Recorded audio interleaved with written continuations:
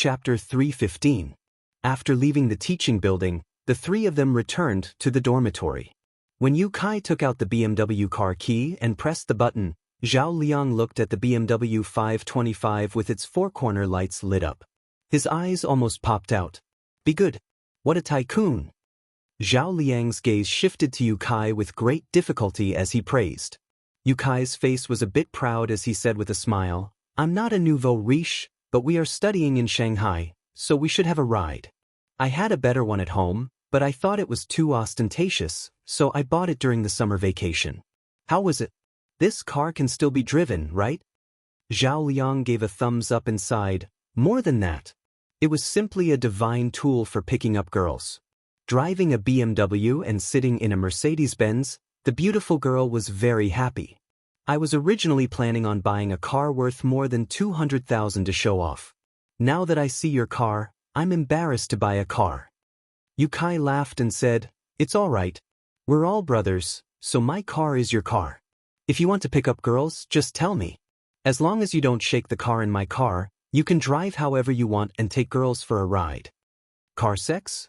Zhao Liang was stunned and immediately exclaimed, "Yu-Kai, I've only heard of this heaven-defying way of playing with cars, but I've never tried it before. Don't tell me you played. If you do, you'll be my boss in the future." Yu-Kai coughed dryly and grinned, "Actually, I've never played it before. I usually bring girls to the hotel, so I've never tasted the feeling of being in a car." Suddenly, Yu-Kai looked at the smiling Tan Xiao at the side and rolled his eyes, saying, "Eldest bro Tang must have tried it. Just look at his calm and indifferent appearance. Think about Teacher Han's attitude of pursuing his husband thousands of miles away. He's definitely a veteran in this field. Big bro Tang, you're neither fat nor thin, so you should be able to pull yourself together in the car, right?" Tan Xiao complained, "I've never tried it before." Yu-Kai shot a contemptuous look at Tan Xiao and snorted, "This is your fault, big bro Tang. We're all brothers, there's nothing to hide. I've already called you boss. Tell me, how does it feel to have a car shake?" Tan Xiao said helplessly, "I really haven't tried it." A bored look appeared on Yu-Kai's face as he waved and said, "Get in the car. Let's go shopping. After we finish shopping, we'll go straight to the restaurant." He got into the car. Looking at Zhao Liang, who got into the front passenger seat, Tan Xiao smiled and asked, "Yu-Kai, you should be a local, right? I can tell from your parents' accent that they have a strong Shanghai accent." Yu-Kai smiled and said, "Yes, I'm a local." Tan Xiao smiled and said, "No wonder you seem to be very familiar with Shanghai. It turns out that you are from here. In that case, lead the way." "Let's go." Yu-Kai screamed, started the car, and drove outside. He was very proud of himself. He drove so fast that Tan Xiao couldn't help but frown. After all, this was a university. Since it was still the registration day for new students, there were many pedestrians on the road. Many people were carrying bags of various sizes. "Slow down, be careful not to bump into someone," Tan Xiao kindly reminded him. Yu-Kai rolled his eyes and grunted, "Don't worry. Dude, my driving skills are no joke. Back when I and a few buddies were racing in the neighboring Changshi city, you probably hadn't even gotten your driver's license yet." Tan Xiao sighed inwardly. Although he didn't approve of Yu-Kai's frivolous behavior, he wasn't Yu-Kai's father, so he naturally couldn't control him. Furthermore, he was well aware of the rebellious mentality of youngsters, as well as their desire to save face. Not to mention controlling him, even if he continued to persuade him, it would only cause trouble for Yu-Kai. He was too lazy to do such a strenuous and unrewarding job. As the BMW drove out of the campus gate, Tan Xiao saw through the glass window that the row of supercars was still there on the side of the gate, with several girls surrounding those 6 or 7 youngsters. Tan Xiao pointed there and asked, "Do you know those youngsters, Yu-Kai?" Yu-Kai turned his head and his expression instantly turned unsightly. After a moment of silence, he bitterly said, "I know them. Of course I know them. They're just a bunch of trash that needs to be taught a lesson. Before my big bro went to prison, they were like obedient babies in front of him. But now they're very arrogant. Sooner or later, when my big bro comes out, we'll teach them a lesson." Tan Xiao shook his head and sighed inwardly. He suddenly realized that it was a mistake to follow Yu Kai out. This guy was obviously not someone who was easy to deal with. No wonder his parents asked him to take care of him when they left. Soon, the BMW was parked in the underground parking lot of a large shopping mall a few kilometers away. After getting off the car, the trio went to the mall to buy a lot of things. In just half an hour, Yu Kai had spent tens of thousands of yuan, and even Zhao Liang had spent more than 10,000 yuan. Although Tan Xiu didn't say anything about their extravagant spending, he didn't approve of it in his heart. He didn't buy many things and only bought some toiletries. Tan Xiu, if you don't have money, just tell me. If I see something I like, I'll just buy it.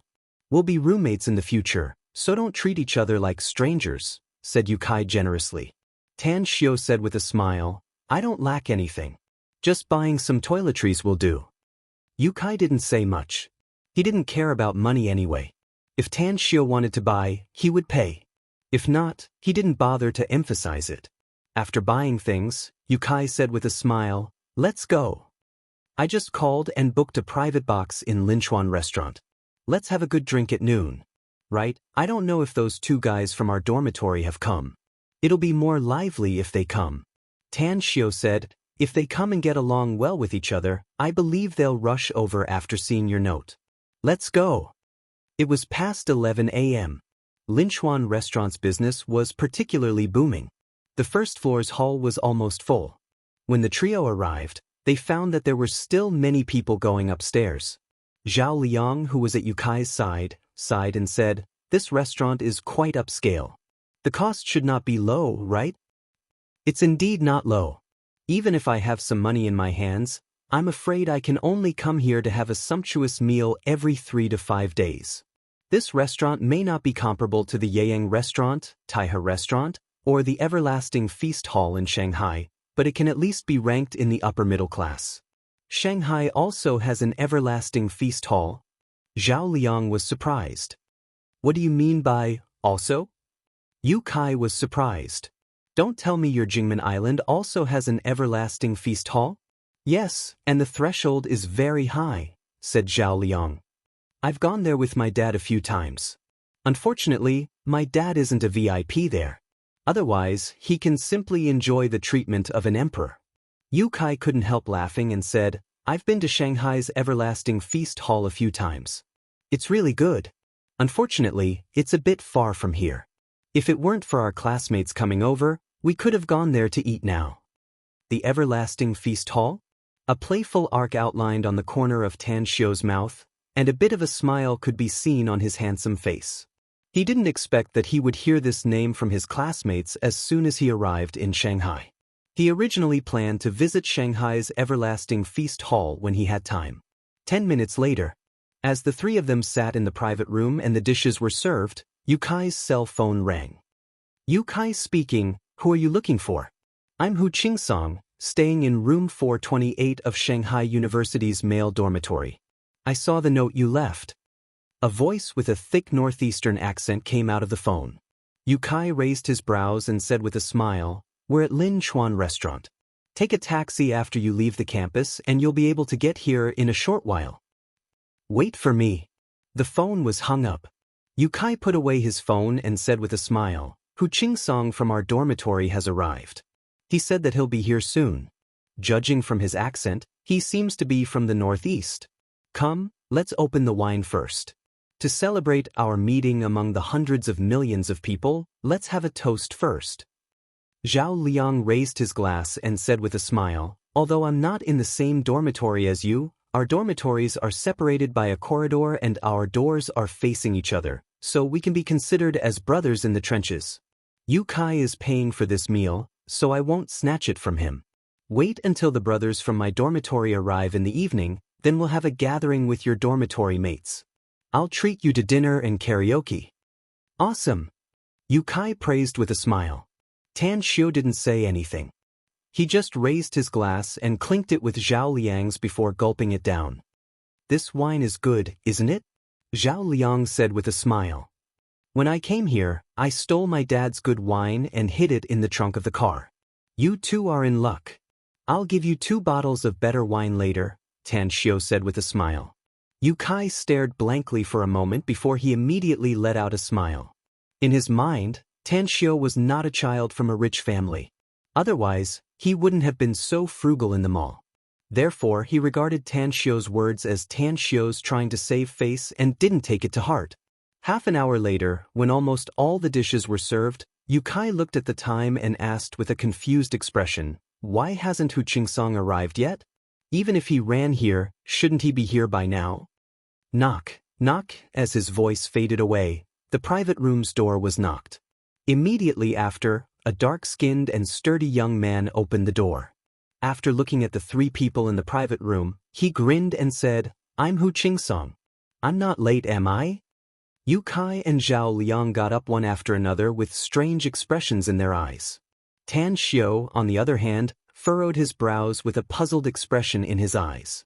It was because Hu Qingsong's face was covered with bruises and there were footprints on his body that hadn't been wiped clean. It was obvious that he had just fought with someone.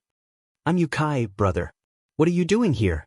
Yu Kai waved and asked while pointing at Hu Qingsong's face. Hu Qingsong grinned and said, "It's nothing. I just encountered some minor troubles on the way here, but they've all been solved." Zhao Liang stretched out his hand and smilingly said, "I'm Zhao Liang from Jingmen Island. We're classmates and live in the dormitory opposite each other." "I'm Tan Xiu from Star City," said Tan Xiu with a smile. "Today's first chapter is here, and there are 2 more chapters in the evening. Our WeChat public account has been updated. There will be a rain of red packets on the night of the 30th of this month. Brothers and sisters who haven't followed our WeChat public account yet, you'll be heartbroken if you miss this rain of red packets. __. The Silent Night Society will update the news in the immortal world every week and interact with you in a timely manner. There will be a rain of red packets from time to time. __. Chapter 316. Hu Qingsong shook hands with them and smilingly said, "We're all brothers in the future, so let's get along well since fate brought us together here. I'm from the Northeast, and we're the most forthright people. I won't play games with you as long as you open your hearts to me." "I know that Northeasterners are forthright," Tan Xiu said with a smile. "I met a friend from the Northeast some time ago, and he's also a forthright man." Hu Qingsong touched the corner of his mouth and wiped off the bloodstain. Then he smilingly said, "I was worried that I wouldn't be able to play with my classmates and dormitory brothers in college. But now it seems that my worries were groundless. All of us are forthright people. Come on, let's fill our glasses first and have a toast. Who's going to treat us today? Will we have enough drinks?" Yu Kai obviously liked Hu Qingsong's forthright character, so he patted his chest and said, "I'll definitely have enough drinks. I'll treat you as long as you can drink. But I stole these 2 bottles from my house, so I won't have any more after I finish them. You can order whatever you want from the other good wines in this restaurant." Hu Qingsong raised his glass and praised, "Brother Yu Kai, you're indeed forthright. Come on, let's have a toast first and then chat later." He gulped down a glass of wine. Yu Kai observed the bruises on Hu Qingsong's face and asked, "Tell me, old Hu, what kind of trouble did you encounter on the way here? We're brothers now that we're sitting and drinking together. Whoever dares to clamor at us, I'll beat him up." "It's just a trivial matter," said Hu Qingsong carelessly. "It's just that when I just left the campus, I bumped into a few guys teasing a female student. I dealt with those guys while I was at it and fought with them. I alone beat the 4 of them and beat the shit out of them. But, I also got some injuries." "You alone beat the 4 of them?" Yu Kai was surprised. "Of course. I was in the school sports team when I was in high school," said Hu Qingsong with a smile. "I was originally going to take the college entrance exam in Beijing, but my old man insisted that I study history. You don't know this, but ever since my great-grandfather's grave couldn't be found, my old man seemed to be possessed. He thought of all kinds of methods and even consulted some archaeologists in the capital, but no one could find it. My father was afraid that after he died, his descendants wouldn't be able to find his grave, so he insisted that every generation in our family learn history and even study archaeology." Zhao Liang laughed and said, "Your old man is really ridiculous." Hu Qingsong slapped his thigh and said in agreement, "Exactly. The feng shui master said that it was because the feng shui of our ancestors changed. He even said that the earth veins would change after moving the tombs. It was all bullshit.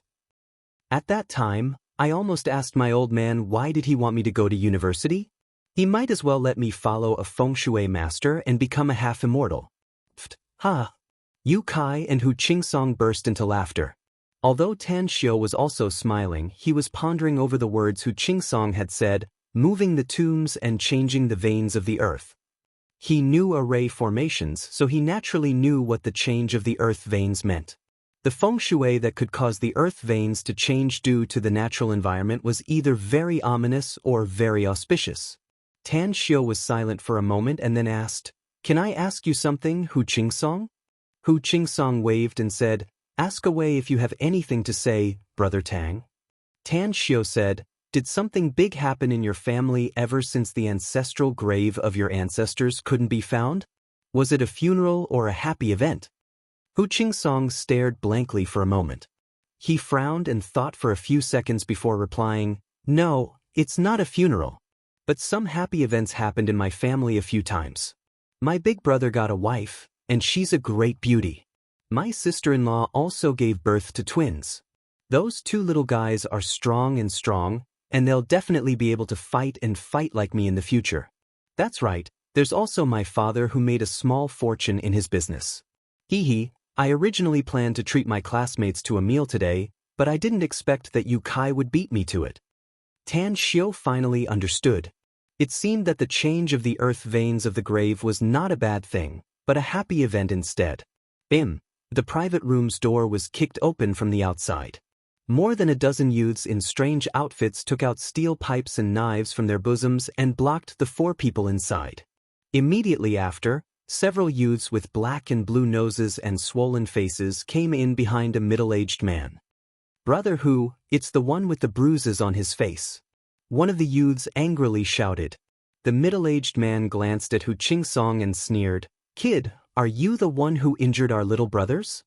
Hu Qingsong looked at them, as well as the rest of the gang members who harbored malicious intentions.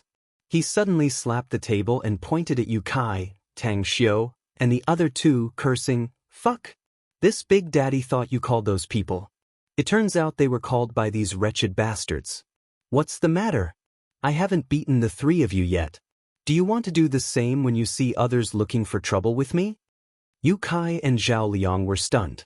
Immediately, Yu Kai grabbed the bottle in front of him and angrily said, "What the fuck do you mean, Hu Qingsong? You just called us brothers and now you're going to turn your back on us? Let me tell you, we'll be in the same dormitory in the future.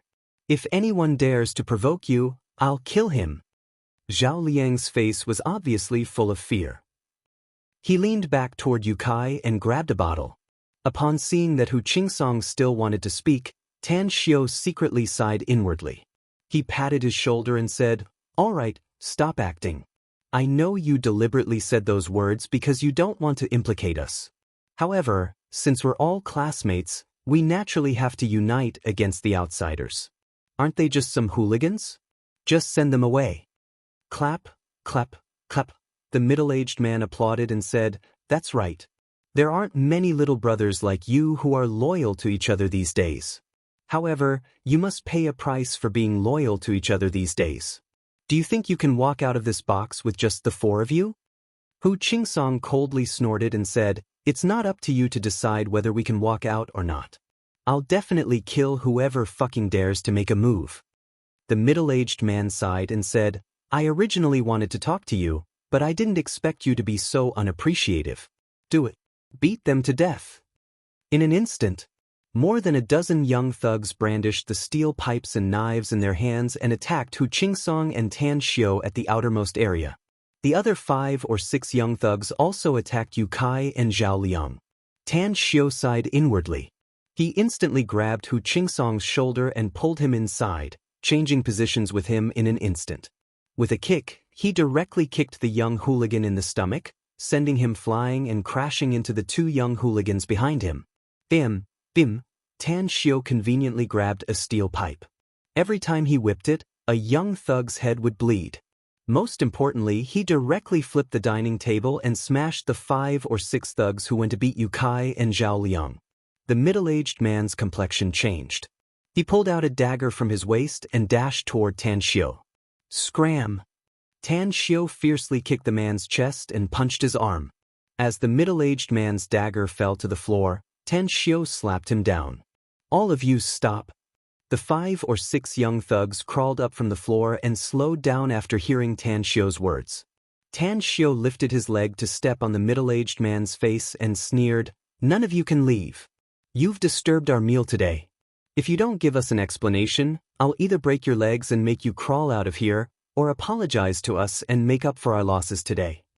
The 5 or 6 young thugs looked at the middle-aged man who was trampled by Tan Xiu's foot and then looked at their 7 or 8 companions who were badly beaten. For a moment, they were at a loss as to what to do. Tan Xiu glanced at Zhao Liang and said in a deep voice, "Go find the restaurant's management. We ate in their restaurant and got besieged by outsiders. The restaurant is also responsible for that. But I'll go." Zhao Liang originally thought that he would be beaten up today and might even be hospitalized. However, Tan Xiu's display of invincible might made him ecstatic. He immediately rushed out of the private room and ran outside. 2 minutes later, Zhao Liang arrived with a middle-aged woman and 4 restaurant security guards. The middle-aged woman stared blankly as she saw the scene in the private room. She then looked at Tan Xiu and said, "I just heard that some people are making trouble here. Did you hear about it?" Tan Xiu sneered. "Our fight just now was quite loud. Didn't your restaurant's people hear it?" The middle-aged woman forced a smile and said, "I'm really sorry. The private room is soundproof and you didn't go out, so we really didn't hear it. But I saw them when they came in and thought they were here to eat. Anyways, let me introduce myself. I'm the restaurant's manager, surnamed Xue." "I'm not interested in your surname," said Tan Xiu. "I just want to ask you something. We were having a meal in your restaurant, but a bunch of local thugs swaggered in and ganged up on us. Are you going to take responsibility?" The middle-aged woman nodded and said, "We'll take responsibility. Hand them over to our restaurant's security guards. I'll call the police later, and I'll have to trouble you to cooperate at that time. Also, all your expenses here today are on the house." "No need for the house to be on the house." Tan Xiu shook his head. After saying that, he lifted his leg and kicked the middle-aged man to the side. He coldly looked at him as he crawled up and lightly said, "You've affected our meal, so you'll pay for it." "I'll buy it." The middle-aged man had just been beaten miserably. He could still feel the severe pain in his chest, and even his breathing was a bit rough. He didn't expect that not only the dark-skinned guy was very powerful, but this guy in front of him was even more powerful. He had already cursed his underlings inwardly, but he didn't dare to show it in front of Tan Xiu and the others. "It's the end of the month. I'm crying for the monthly votes. I still need more than 100 votes to break through 10,000 votes. Brothers and sisters, please write down this achievement _. Chapter 317. All right. Tan Xiu said. There's no need to call the police. If they dare to trouble us again, I'll clean them up. Arrange a private room for us and arrange a table of food and wine. Let them pay for it together. All right. The middle-aged woman didn't expect that Tan Xiu would be so easy to talk to and immediately gave him a grateful look. It must be noted that if this matter were to be reported to the police, it would have a certain impact on their restaurant's reputation. She just said that she would call the police because she wanted to give an explanation to Tan Xiu and the others. Furthermore, she was ready to call Tan Xiu to go out and have a private talk to see if this matter could be resolved. After a while, the middle-aged man left with his badly beaten men, while Tan Xiu and the others also moved to another spacious and bright private room. Just as they took their seats, Zhao Liang gave a thumbs up and excitedly exclaimed, "You're so cool, Big Bro Tang. I was so focused on blocking them that I didn't notice how you beat them down." Yu Kai also looked excited as he rubbed his arm that was hit by the steel pipe and said, "Yeah. I was so focused on fighting with my opponent that I didn't even see your movements clearly. How did you do it, Big Bro Tang? Don't tell me you're a martial arts master like in wuxia novels?" "I'm not a martial arts expert." Tan Xiu shook his head and smilingly said, I just practiced some flowery but impractical moves. If I were to fight with a real expert, I'm definitely not their match. But it's not a problem for me to beat up a few gangsters. They wanted to hit us so we can fight back. Anything can be used, such as smashing plates and plates. Naturally, we can make them bleed. Hu Qingsong looked a bit touched as he patted Tan Xiu's shoulder and said, "Since they call you Big Bro Tang, then I'll also call you that. I can't thank you enough for your kindness today. I, Hu Qingsong, will always remember this in my heart. If any of you need something in the future, don't hesitate to look for me. I'll definitely do whatever I can for my brothers. It's just a trivial matter. Don't worry about it," said Tan Xiu with a smile. Hu Qingsong shook his head and said, "If it weren't for you today, I'm afraid I would have been out of luck. It's my fault for being careless. I didn't think that the little bastard who was beaten up would secretly follow me all the way here. Come, I won't say too many words of thanks. Although the dishes haven't arrived yet, let's open these 2 bottles of wine first. The words of thanks are all in the wine. Come." Yu Kai and Zhao Liang also stood up. After an unexpected fight and a crisis that they went through together, the relationship between the 4 of them became much closer. Moreover, when young people were together, there were endless topics to talk about. After the meal, the 4 of them had their arms around each other's shoulders as they left the restaurant drunk. Hu Qingsong's alcohol tolerance was very high. He himself had drunk more than a caddy, but he was even more sober than Yu Kai and Zhao Liang. Hu Qingsong looked at Yu Kai and Zhao Liang, who were swaying as they walked, as he looked at Tan Xiu and asked, "Where are we going, eldest bro Tang?" Tan Xiu said, "Let's go back to school. Send them directly to their dorms to sleep. That's the only way." Hu Qingsong nodded. "I didn't expect Yu Kai's alcohol tolerance to be so good. On the contrary, Zhao Liang's alcohol tolerance is average. He only drank less than half a caddy, yet he became like this. It's said that you Northeasterners can drink a lot." Tan Xiu laughed. "I've seen it for myself today. Don't flatter me, eldest bro Tang."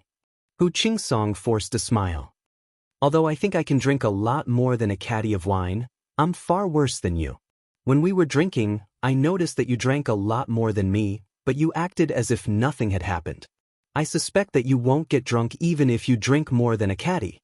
Tan Xiu couldn't help laughing and said, "If you really drink more than a caddy, I'm afraid you won't have to support 2 people, but 3. Hu Qingsong laughed aloud. "I'll compete with you when we're free." Tan Xiu shook his head and took out the car key from Yu Kai's pocket. After opening the car door, he stuffed the 2 of them into the back seat and then sat on the front seat. "What are you still staring blankly for? Get in the car." Hu Qingsong sat on the front seat with a surprised look and exclaimed, "Is this your car?" "It's Yu Kai's," Tan Xiu said. "He's a rich 2nd generation." Hu Qingsong exclaimed, "It seems that we brothers will be successful in picking up girls in the future. It's a BMW. Damn, a student driving a BMW. Tan Xiu smiled and started the car to leave quickly. After sending the 2 back to their dorm, the last classmate of Tan Xiu's dorm had yet to arrive. However, the other 3 students from the opposite dorm had already arrived. Tan Xiu greeted the 3 students and briefly introduced himself before returning to his dorm.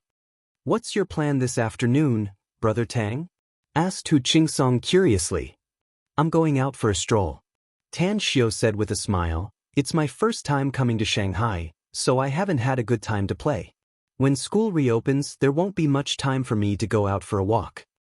"Big Bro Tang, I heard that you're the top student in the science subjects in Shuangqing province." "A top student," Hu Qingsong said with a smile. "It seems that you're going to take advantage of the time before the military training to stroll around Shanghai and then stay in school to study, right?" "If there's no accident, that should be the case," said Tan Xiu. "I'll also go out with you," said Hu Qingsong. "I have nothing to do in the afternoon anyway," said Hu Qingsong. Tan Xiu was silent for a moment and slowly said, "Yu Kai said that he's going to have a gathering with Zhao Liang's roommates tonight. I'm afraid I can't attend it tonight since I have something to do. I'm afraid you won't have time to attend their gathering if you go with me." Hu Qingsong hesitated for a moment and said, "Fine, I won't attend. There's still a lot of time in the future anyway, so we can drink together some other day. Let's go out for a stroll first. Big bro Tang, you don't know. Ever since I stepped on the train to Shanghai, I've felt like a bird flying in the vast sky and a fish swimming in the vast sea. I don't need to be controlled by my old man anymore. Tan Xiu looked at him and calmly said, having someone to control you is much better than having nobody to control you. Just be content. Hu Qingsong stared blankly and looked at Tan Xiu with a strange expression. He suddenly pointed to the car key on Yu Kai's table and asked, "Aren't we going to drive?" "The car is Yu Kai's." Tan Xiu shook his head. "If he wakes up in the afternoon, he might need to use the car to go out to the party tonight. Let's take a taxi." "Okay." Hu Qingsong nodded. For the whole afternoon, Tan Xiu and Hu Qingsong strolled around. The two went to the Bund, watched the Huangpu River, and went to the Oriental Pearl Tower. They drank coffee on Nanjing Road and then went to the City God Temple to burn incense. Afterward, they went to the Yu Garden and the Science and Technology Museum. It wasn't until the evening that Tan Xiu received a call from Han Qingwu. "Were you Tan Xiu?" Han Qingwu's voice was particularly cheerful from the phone. "I'm with a roommate at the entrance of the Science and Technology Museum," said Tan Xiu with a smile. "We strolled around Shanghai in the afternoon, but we didn't expect that we would be at this time." "The Science and Technology Museum?" asked Han Qingwu. "I know where it is. Are you waiting for me there? Or do you want to meet somewhere else? Let's have dinner together tonight. Go directly to the Everlasting Feast Hall in Shanghai," said Tan Xiu. "We'll take a taxi there and finish our dinner there." "All right," replied Han Qingwu. Tan Xiu put away his phone and looked at Hu Qingsong, saying, "Teacher Han will have dinner with us tonight. I've already chosen the place, so let's go there directly." "Who's Teacher Han?" asked Hu Qingsong, confused. "She's our teacher in charge, Han Qingwu," answered Tan Xiu. Hu Qingsong was dumbfounded. He looked at Tan Xiu with an incredulous expression and exclaimed, "Teacher Han Qingwu wants to have dinner with us? You're not joking, right?" "What's there to joke about?" Tan Xiu said with a smile. "Isn't it just having dinner together? Is there a need to make such a fuss?" Hu Qingsong said, "Isn't this something worth making a fuss about? It's our first day at the university. I didn't expect that you would act so fast, and your target is actually Teacher Han. She's a great beauty. My eyes almost popped out when I saw her for the first time. Han Qingwu is actually my teacher in charge in high school." Tan Xiu couldn't help laughing. "I didn't expect that she would suddenly be transferred to Shanghai University to teach, and she's even our teacher in charge. So, we're just having dinner together. I finally understand why Yu Kai and Zhao Liang address you as Big Bro Tang," said Hu Qingsong incredulously. "You're really awesome in picking up girls. I never thought that you would actually capture the heart of the Belle Han when we were in high school. You're really amazing, Big Bro Tang. Get lost." Tan Xiu cursed with a smile. At the Everlasting Feast Hall in Shanghai. In front of the 5-story antique octagonal restaurant was a large parking lot with a very good environment. At the entrance of the Everlasting Feast Hall, there were 4 stalwart men standing guard. In front of the 4 burly men, there were 6 receptionists in Cheongsam, and they warmly greeted every guest that came. Inside the restaurant, the unique environment on the first floor was separated into areas by screens and carved wood, with dining tables placed in each area. Water columns sprayed from the water troughs on both sides, creating a beautiful scene under the illumination of 7 colored lights. The Everlasting Feast Hall in Shanghai was also managed by Tianli. However, Tianli needed to travel between Jingmen Island, Hong Kong, Shanghai, and the imperial capital. Hence, there were deputy managers in charge of Shanghai and the imperial capital. The deputy manager in charge of Shanghai was Qi Nan, a core member of the Everlasting Feast Hall. At this moment, Qi Nan just came back from outside and looked at the bustling scene in the restaurant. She felt quite helpless inside. She was very envious of her companions who stayed in Jingmen Island, because they could cultivate with peace of mind and could occasionally go abroad to carry out missions. "Chief Qi, the VIP lounge on the 4th floor has been opened. Miao Wentong from Haiqing is dining here with a few friends. I've ordered all the good wine and dishes to be delivered," said the lobby manager respectfully. Miao went on. Chi-Nan was silent for a moment. She then nodded and said, I see. I'll go and give a toast later. All right. I drank too much today and only remembered that I have to update the 3rd chapter. I don't know what I should ask for. Everyone, please give me whatever you have. Good night, brothers and sisters. I love you. Chapter 318. As Chi-Nan left the lobby on the 1st floor, Tan Xiao and Hu Qingsong appeared at the entrance of the Everlasting Feast Hall. Hu Qingsong's badly battered face made the 4 security guards of the Everlasting Feast Hall stare at him. Welcome, how many? A waitress came up and asked with a smile that could bathe people in the spring breeze. Tan Xiao's gaze slowly swept across the interior and he nodded in his heart. The environment here was not bad, and the decoration style was very luxurious. It seemed to be 2 levels higher than the Lin Chuan restaurant that they went to in the afternoon. 3 of you. The waitress smiled and said, the rooms upstairs are almost full. Can the 3 of you sit on the 1st floor? Tan Xiao said, no problem. Very soon. Under the guidance of the waitress, the 2 of them came to the quiet dining table in the inner side. Although there were already many guests eating in the surrounding partitions, no one was making a racket here. Faint laughter could be heard as they toasted each other. Sirs, would you like to order now? There's no need to order, just give us some of your restaurant specialties. 4 meat dishes, 2 vegetables, and a soup will do, Tan Xiao said. The waitress smiled and said, may I ask if there's any food you don't eat? Tan Xiao said. The waitress slightly bowed and said, all right, please wait a moment. As the waitress left, Hu Qingsong gave a thumbs up to Tan Xiao and praised, Big Bro Tang is really generous. This restaurant's grade is so high, yet you didn't even look at the menu and directly ordered the specialty dishes. Looks like you've put in a lot of effort to win over Teacher Han. Tan Xiao laughed involuntarily and said, who said I'm going all out? We're all poor students, so shouldn't Teacher Han be the one paying the bill? What?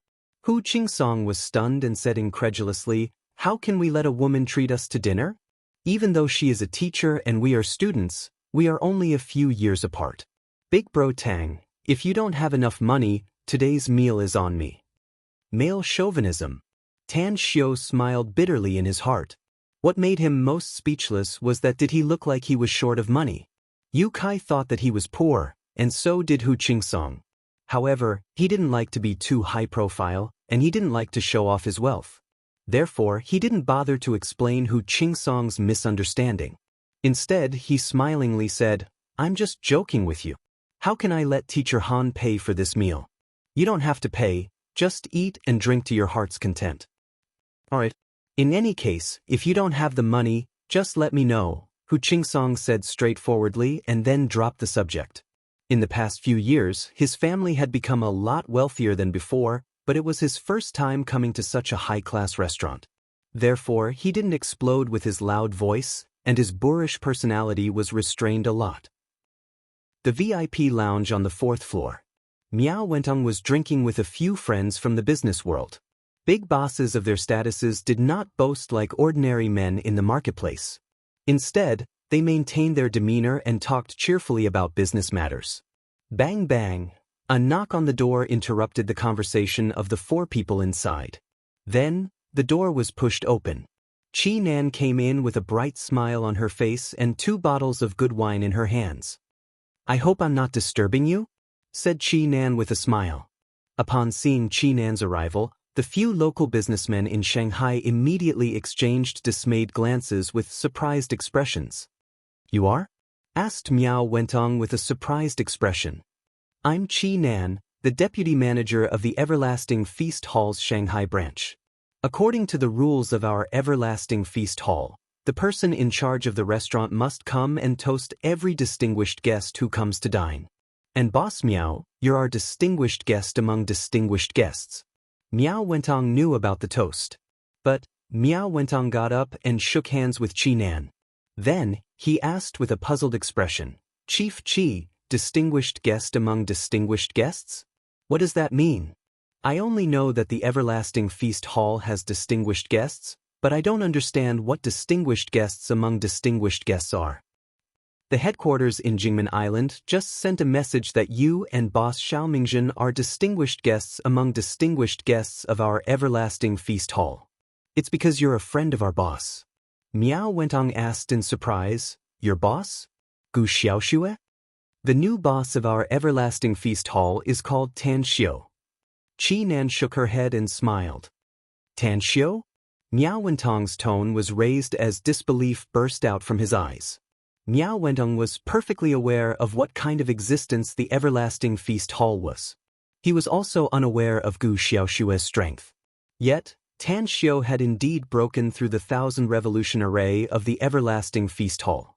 But how did he inexplicably become the everlasting feast hall's boss? Suddenly, Miao Wentong found that his understanding of Tan Xiu was unexpectedly pitiful.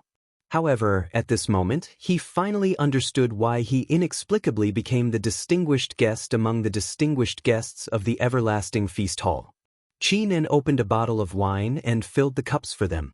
Then, she said with a smile, Boss Miao and other bosses, I'd like to toast you 3 cups.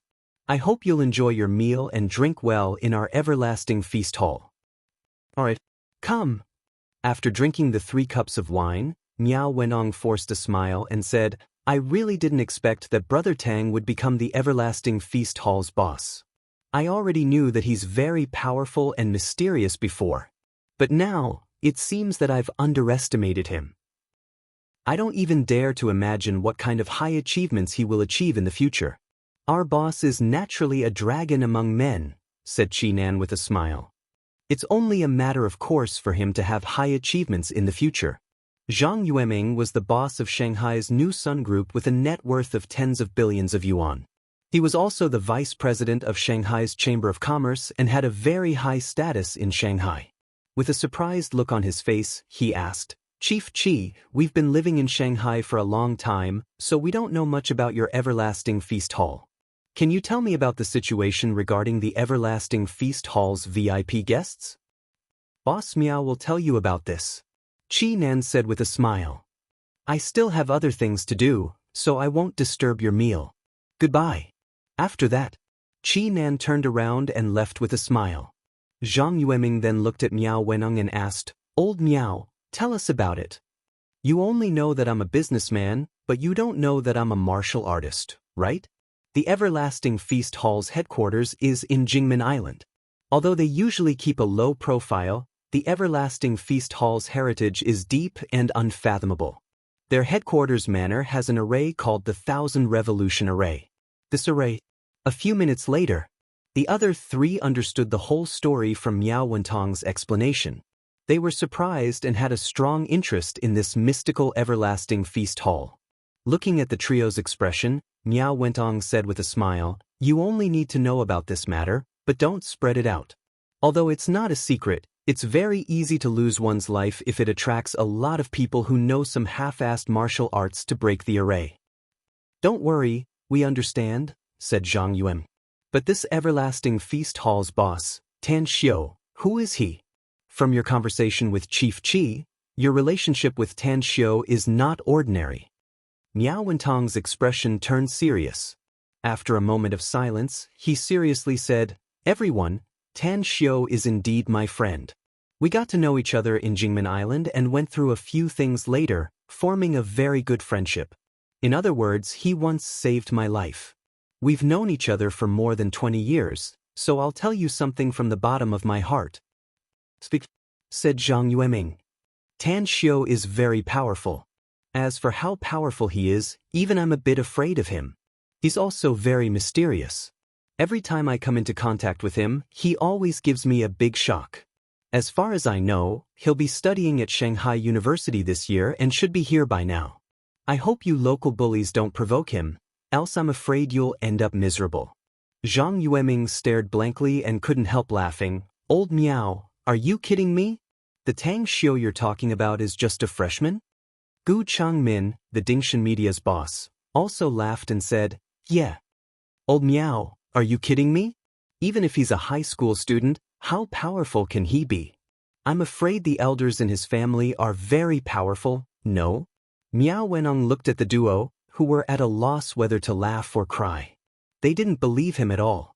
His brows slightly furrowed, however, when he looked at his other old friend, Jinda Real Estate's boss, Jin Shinkue.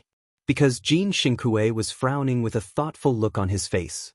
Suddenly, Brother Miao, since you and Mr. Tang are friends, can you introduce us if there's an opportunity? Don't worry, I won't make you work for nothing. Come to my place and I'll give you the pair of jade cheilants. I've long been drooling over your jade cheilants, but I can't exchange it for a reward. Miao Wenong waved and said, we've been friends for many years, so I'll introduce you if there's an opportunity in the future. Thank you, said Jin Shinkue with all seriousness. Zhang Yueming stared blankly, whereas Gu Changmin looked puzzled and asked, Brother Jin, don't ask me, I don't dare to tell you. Jin Shinkue forced a smile. But don't doubt Brother Miao's words. If one day you, or someone in your family provokes Tan Xiu, I'm afraid you'll end up miserable. Zhang Yueming and Gu Changmin glanced at each other and looked shocked at the same time. They might not believe it if it was only Miao Wentong who said it. But with Jin Shinkue, they had no choice but to believe it. So to say, that young man is very terrifying? The duo was silent for a moment before they nodded, indicating that they would pay attention to it in the future. Miao Wenong was very curious about how Jin Shinkue knew about Tan Xiu. He secretly made up his mind to find an opportunity to ask Jin Shinkue about it after the dinner was over. After all, it was related to Tang Xiu, and he really wanted to know more about it. Come on, let's drink. Miao Wenong suppressed the thought at the bottom of his heart and raised his glass with a smile. It's the end of the month. Weekly asking for monthly votes _. Chapter 319. On the first floor of the Everlasting Feast Hall, Tan Xiu and Hu Qingsong had yet to enjoy their meal when Han Qingwu arrived with her handbag. She dressed up beautifully tonight, wearing a floral dress, high-heeled shoes, and light makeup on her face. I didn't expect that you even ordered the dishes. Han Qingwu said with a smile and then directly sat next to Tan Xiu. We just arrived not long ago, so we ordered the dishes first since you should be here soon, said Tan Xiu. Teacher Han, you haven't told me how you suddenly came to work at Shanghai University? My dad has been transferred to Shanghai for 2 months, said Han Qingwu with a smile. My family moved to Shanghai, so I followed him to Shanghai. Staying in Star City by myself was boring, so I asked my dad to pull some connections. Plus, I'm very outstanding and I also taught you, the top scorer of the college entrance test, so I smoothly went to Shanghai University. Speaking of which, it's all thanks to you that I can smoothly get a job at Shanghai University. Tan Xiu didn't utter a word. He was perfectly aware that Han Qingwu was just joking. The fact that she could get a job at Shanghai University meant that she was really outstanding, and the other was that her family must have used a lot of connections. Hu Qingsong, on the other hand, looked a bit envious as he said, eldest bro Tang is really lucky to be able to continue to follow his former teacher in charge after going to Shanghai University. I think it won't be long before everyone in our class knows about this wonderful thing.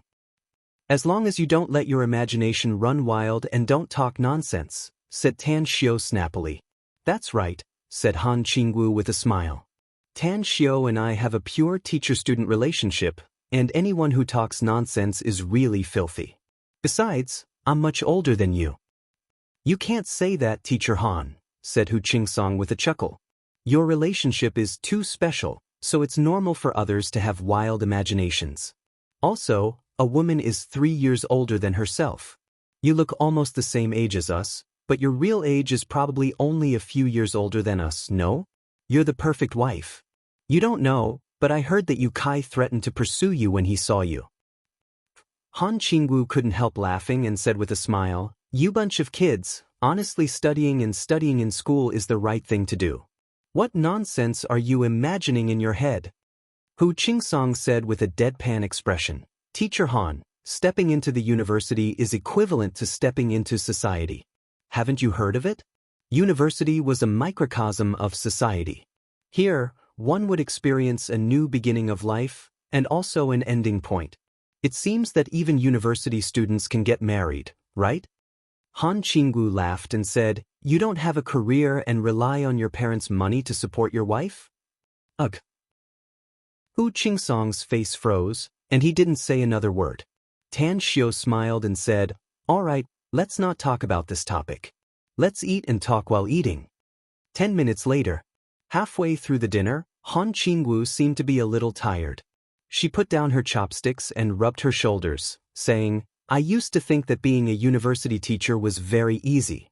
There were very few courses every week, and most of the time was free to arrange. But ever since I took office, I've discovered that this is not the case at all. Preparing for university courses is much more difficult than teaching high school students. Moreover, I've been busy looking for a house recently, and I've been wandering around Shanghai every day. It's really tiring. You still don't know. I've been in Shanghai for more than a month, and today is the first time I've eaten in such a high-end restaurant." Looking for a house? Tan Xiao was surprised and said, "Didn't your family also come to Shanghai? The place they live can't accommodate you?" Han Qingwu shook her head and said, "I'm already so old. I really don't want to live with my parents anymore." Upon hearing this, Tan Xiao nodded and said, "Have you found a house yet?" Han Qingwu smiled bitterly and said, "It's not that easy. The housing prices in Shanghai are too high. Renting an ordinary house with one bedroom and one living room costs several thousand a month. It can be cheaper if I go to a remote place, but it's too far from Shanghai University, and it's inconvenient for me to go to work. Also, I have to pay for utilities, gas, telephone, and so on every month. All these miscellaneous expenses add up, and I won't have much money left for this month's work." Tan Xiao was surprised and said, "The salary of a university teacher shouldn't be low, right?" Han Qingwu smiled bitterly and said, "What do you mean it's not low? It's only a little more than 10,000 a month. I'm afraid you won't be able to survive here without 5,000 or 6,000 a month." Tan Xiao thought about it and realized that it was indeed the case. The rent alone was several thousand, and adding all kinds of miscellaneous expenses, it would indeed cost a lot of money. Then the girls would have to buy some clothes and the like. More than 10,000 yuan was really not much left. He recalled that he still had several properties in Shanghai. Excluding the villa in the Blue Star Villa complex, there was another property that was not too far from Shanghai University. It was only about 20 kilometers away. Tan Xiao pondered for a moment and said, "Miss Han, do you want me to help you? It just so happens that I have a friend who just bought a house in Shanghai.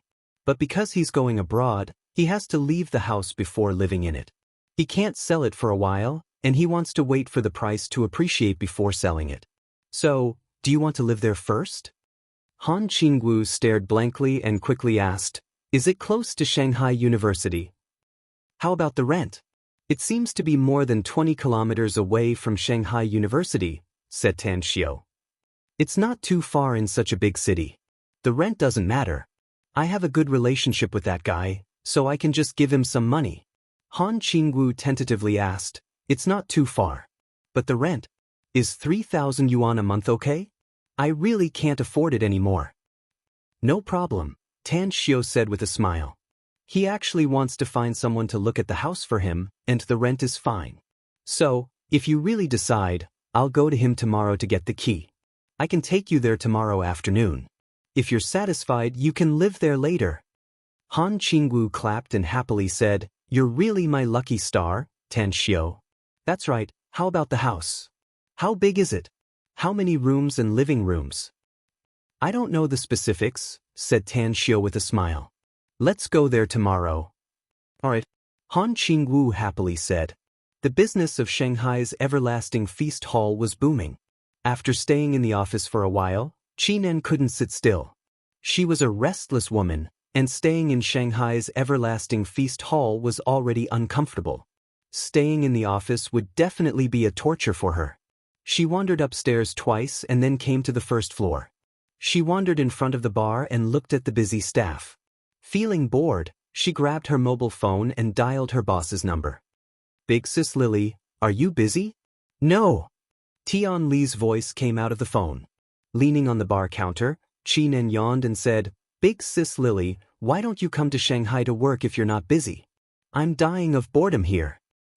"I'll send someone to replace you if you don't want to stay in Shanghai," said Tian Li. "Whether it's the HQ in Jingmen Island, Hong Kong, or the imperial capital, several people in charge have contacted me in private, hoping to be transferred to Shanghai to work. Chi Nan stared blankly and asked with a puzzled expression, "Transfer to Shanghai to work? Are they sick? I've been squatting in Shanghai for 3 years, and my bones are getting rusty.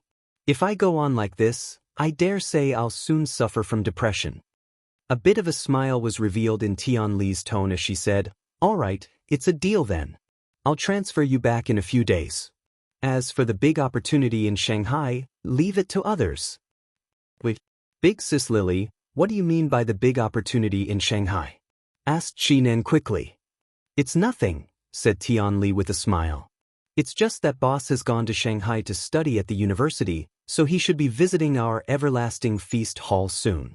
The 4 of us have obtained the opportunity, and our strength has greatly increased.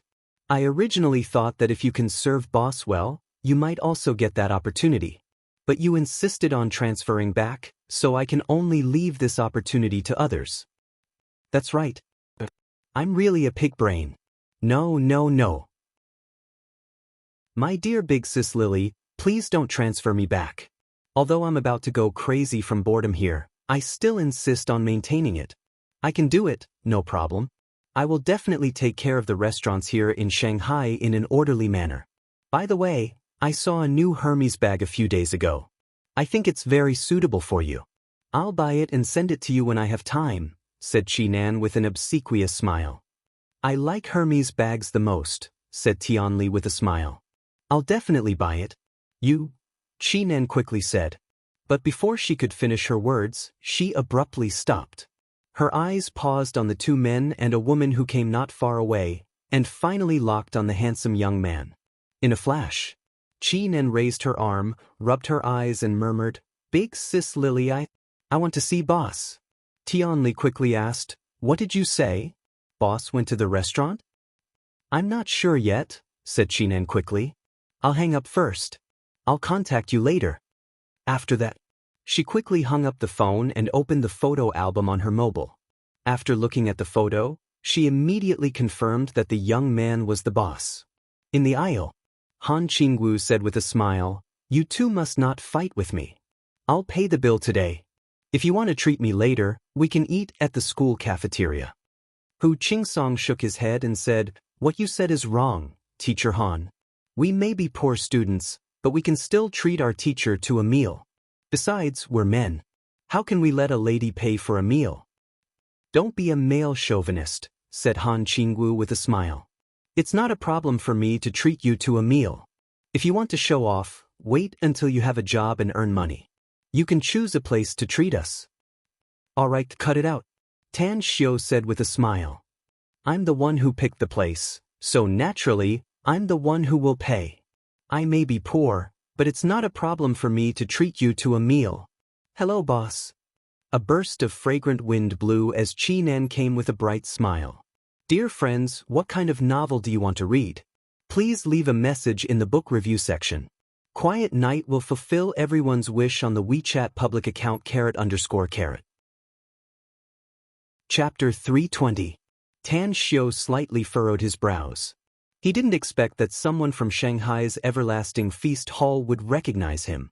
Although he knew that the Everlasting Feast Hall's HQ in Jingmen Island should have sent his photo to the Everlasting Feast Hall's core members, wasn't this too much of a coincidence? Han Qingwu looked at Tan Xiu and then at Chi Nan. With a confused look on her beautiful face, she asked, "What did you call Tan Xiu? Boss?" Hu Qingsong grinned and said, "Teacher Han, a lot of hotel attendants will address their guests as boss. I've often encountered this situation before. Beauty, we're both students, not bosses." Chi Nan stared blankly for a moment. She was a slick and exceptionally intelligent person. The moment Tan Xiu furrowed his brows, she knew that she was being rude. It seemed like the boss didn't want the 2 around him to know his identity. She reacted quickly and immediately said with a smile, "Every guest who comes to our Everlasting Feast Hall is our boss in our eyes. Actually, I stopped you because I want to tell you something. We have a rule here. If the daily flow of customers reaches 200 tables, the customer at the 201st table will get a 10% discount on their purchases here. Congratulations, you're the 201st table's guest who will be paying today." "There's such a rule?"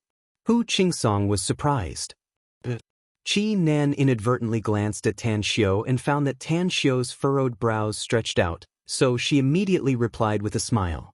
Tan Xiu took out his wallet, took out a bank card, and handed it to Qi Nan. Then, he said with a smile, "It seems our luck is good. Swipe this card to pay the bill." "Alright, please wait a moment." Qi Nan took the bank card and turned toward the bar counter. "Big Bro Tang, I found myself especially lucky to be with you. We can even get a 10% discount when we dine in this high-class restaurant. We can run to the Everlasting Feast Hall's entrance if we can't afford to eat. We'll carefully count and wait for the 200th table's guest to pay the bill and leave." Tan Xiu laughed involuntarily and said, "Don't you have nothing better to do? I reckon that even if the food here is discounted, it's still much more expensive than buying 2 sesame seed cakes and a bag of pickled vegetables outside." Hu Qingsong chuckled. "That's true." Han Qingwu withdrew her strange gaze from Qi Nan's back and looked at Tan Xiu's calm face. She suddenly remembered what her good sister had told her. Could it be that Tan Xiu's identity is really not simple? However, he knew about his family background. Especially in the past year or so, she had investigated for a long time and even knew that Tan Xiu's family life was very poor. Therefore, she and her colleagues would secretly go to the small restaurant owned by Tan Xiu's family to eat. She deliberately ordered a lot of dishes as a way to help their family's business. But the woman just now was obviously not like what Hu Qingsong had described, and that woman did not seem to be a waiter in this restaurant. Han Qingwu couldn't figure it out no matter how she thought about it. She shook her head and simply stopped thinking about it. Tan Xiu was clueless about Han Qingwu's thoughts. He looked at Qi Nan, who had just entered the bar counter, and said, "Teacher Han, please wait for me with Hu Qingsong. I'll go sign it." "I'll go with you," Han Qingwu quickly said. "No need. I'm just going to sign it and then we'll leave together later," Tan Xiu said with a smile. Han Qingwu hesitated for a moment before she nodded and said, "All right then." Tan Xiu went to the bar counter and entered the password under Qi Nan's instruction and then signed the contract. Then, he calmly said, "Are you the manager here?" Qi Nan replied softly, "They are my classmates and teachers. We came out for a gathering tonight," said Tan Xiu. "Fortunately, you reacted fast, else my identity would have been exposed. You did a good job." Upon hearing Tan Xiu's words, Qi Nan's heart suddenly filled with joy. She quickly glanced at Han Qingwu and Hu Qingsong and slightly moved her body. While Tan Xiu blocked her, she said, "Boss, do you have any instructions?" "No, I don't," said Tan Xiu. "Just do what you need to do." "I understand," said Qi Nan. "But your friend is dining in the VIP lounge on the 4th floor." "Friend?" asked Tan Xiu in surprise. "Miao Wentong," said Qi Nan. Tan Xiu pondered for a moment and then asked in a low voice, "Is he by himself? Or did he come here with his friend?" "He came here with his friend," said Qi Nan. "There's some high-ranking bosses in Shanghai." Tan Xiu said, "Well, I'll send my classmates and teachers away first. If Miao Wentong finishes his meal early, tell him to wait for me here for a while. If he doesn't finish his meal early, I'll go see him. It just so happens that I have something to talk to him about." "Do you need me to go and greet him in advance?" asked Qi Nan. "No need," said Tan Xiu. Immediately, Tan Xiu put the bank card back in his pocket and then turned back to Han Qingwu and Hu Qingsong. He said with a smile, "This meal is very affordable. Let's go." His phone just reminded him that Qi Nan had only swiped 1 yuan from his card. After a while, when the three of them came outside the restaurant, Han Qingwu said with a smile, "I drove here, so I can send you back to school. By the way, you should have just arrived in Shanghai today, right? Have you seen the night view of the Huangpu River?" "No, I haven't." Hu Qingsong shook his head. Han Qingwu said with a smile, "We're on the way, so I'll take you to have a look." "Teacher Han, I've seen it last night," said Tan Xiu. "I won't go today. Also, I have an elder in Shanghai, and I've agreed to stay with him tonight. So, you can send Hu Qingsong back to school. I'll take a taxi to my relative's house." "Relative's house?" Han Qingwu stared blankly and looked at Tan Xiu with an astonished expression. Then, she nodded and said, then, pay attention to your safety. Although Shanghai's public security is very good, it's still possible for accidents to happen if you're alone outside, especially at night. All right, Tan Xiu said with a smile. I'm not a child anymore, so don't worry. After a while, Han Qingwu drove the car and left with Hu Qingsong, while Tan Xiu walked to the other side. To avoid Han Qingwu from returning, he deliberately circled around the everlasting feast hall before returning. Boss. Upon seeing Tan Xiu return, Qi Nan respectfully called out with a smile on her face. Prepare 2 bottles of good wine for me and take me to the VIP lounge on the 4th floor. Tan Xiu nodded. Alright, please wait a moment. Qi Nan strode to the elevator. 2 minutes later, she returned to Tan Xiu with 2 bottles of beautifully packaged wine and said with a smile, this is a good wine that I've kept for a long time. It's much better than the wine I sent to the VIP lounge on the 4th floor. Tan Xiu looked at it and nodded with a smile. You're good at handling matters. Let's go. Knock, knock. Qi Nan knocked on the VIP lounge's door on the 4th floor. She then gently pushed the door open and looked at the chatting Miao Wentong's group of 4. She then chuckled and said, Gentlemen, I'm sorry to disturb you again. Miao Wentong stood up and was about to speak when he saw Tan Xiu coming in behind Qi Nan. A pleasantly surprised look immediately appeared on his face as he smilingly said, Brother Tang, we were just talking about you. I didn't expect you to come here. Please come in. I didn't disturb you, did I? Tan Xiu said with a smile. Miao Wentong said with a smile, No. These 3 friends of mine just said that they want to get to know you. They'll be very happy to have you here. Come, let me introduce them to you. This is Zhang Yueming, the owner of the Xinjiang Group and also the vice president of the Shanghai Chamber of Commerce. This is Gu Changmin, the owner of Dingshan Media. And this is Jin Xingkue, the owner of Jinda Real Estate. I've been friends with them for more than 20 years. Tan Xiu smiled and shook hands with the 3 of them. Immediately after, he was warmly greeted by Miao Wentong and took a seat. Qi Nan, however, acted like a waitress as she personally opened a bottle of wine and poured it for Tan Xiu. Welcome to the everlasting feast hall. It's fate for us to meet all of you here today. Count this meal on me. I hope you can come to our everlasting feast hall more often in the future. Tan Xiu raised his glass and said with a smile. You're too polite, Boss Tang. Jin Xingkue was the first to speak upon hearing it. Tan Xiu nodded to him with a smile. He then looked at Miao Wentong and said, I originally came here for a meal, but I didn't expect you to be here. Why did you suddenly think of coming to Shanghai? Brother Tang, you're not like me. Miao Wentong smiled and said, the wine tasting conference, which is held once in a few years, will be held in a few days. It's such an important moment that I naturally have to come here. I hope I can taste the new wine this year. But you, how did you suddenly become the owner of the delicious restaurant? It's a long story, let's talk about it later. Tan Xiu said. But I can assure you that you'll be in luck this year for the wine tasting conference. What do you mean? Miao Wentong was surprised. Don't tell me you know that there will be a new wine? Asked Miao Wentong. When I was idle, I started a winery, Tan Xiu said. Although I handed over the management to others, I personally made the wine recipe.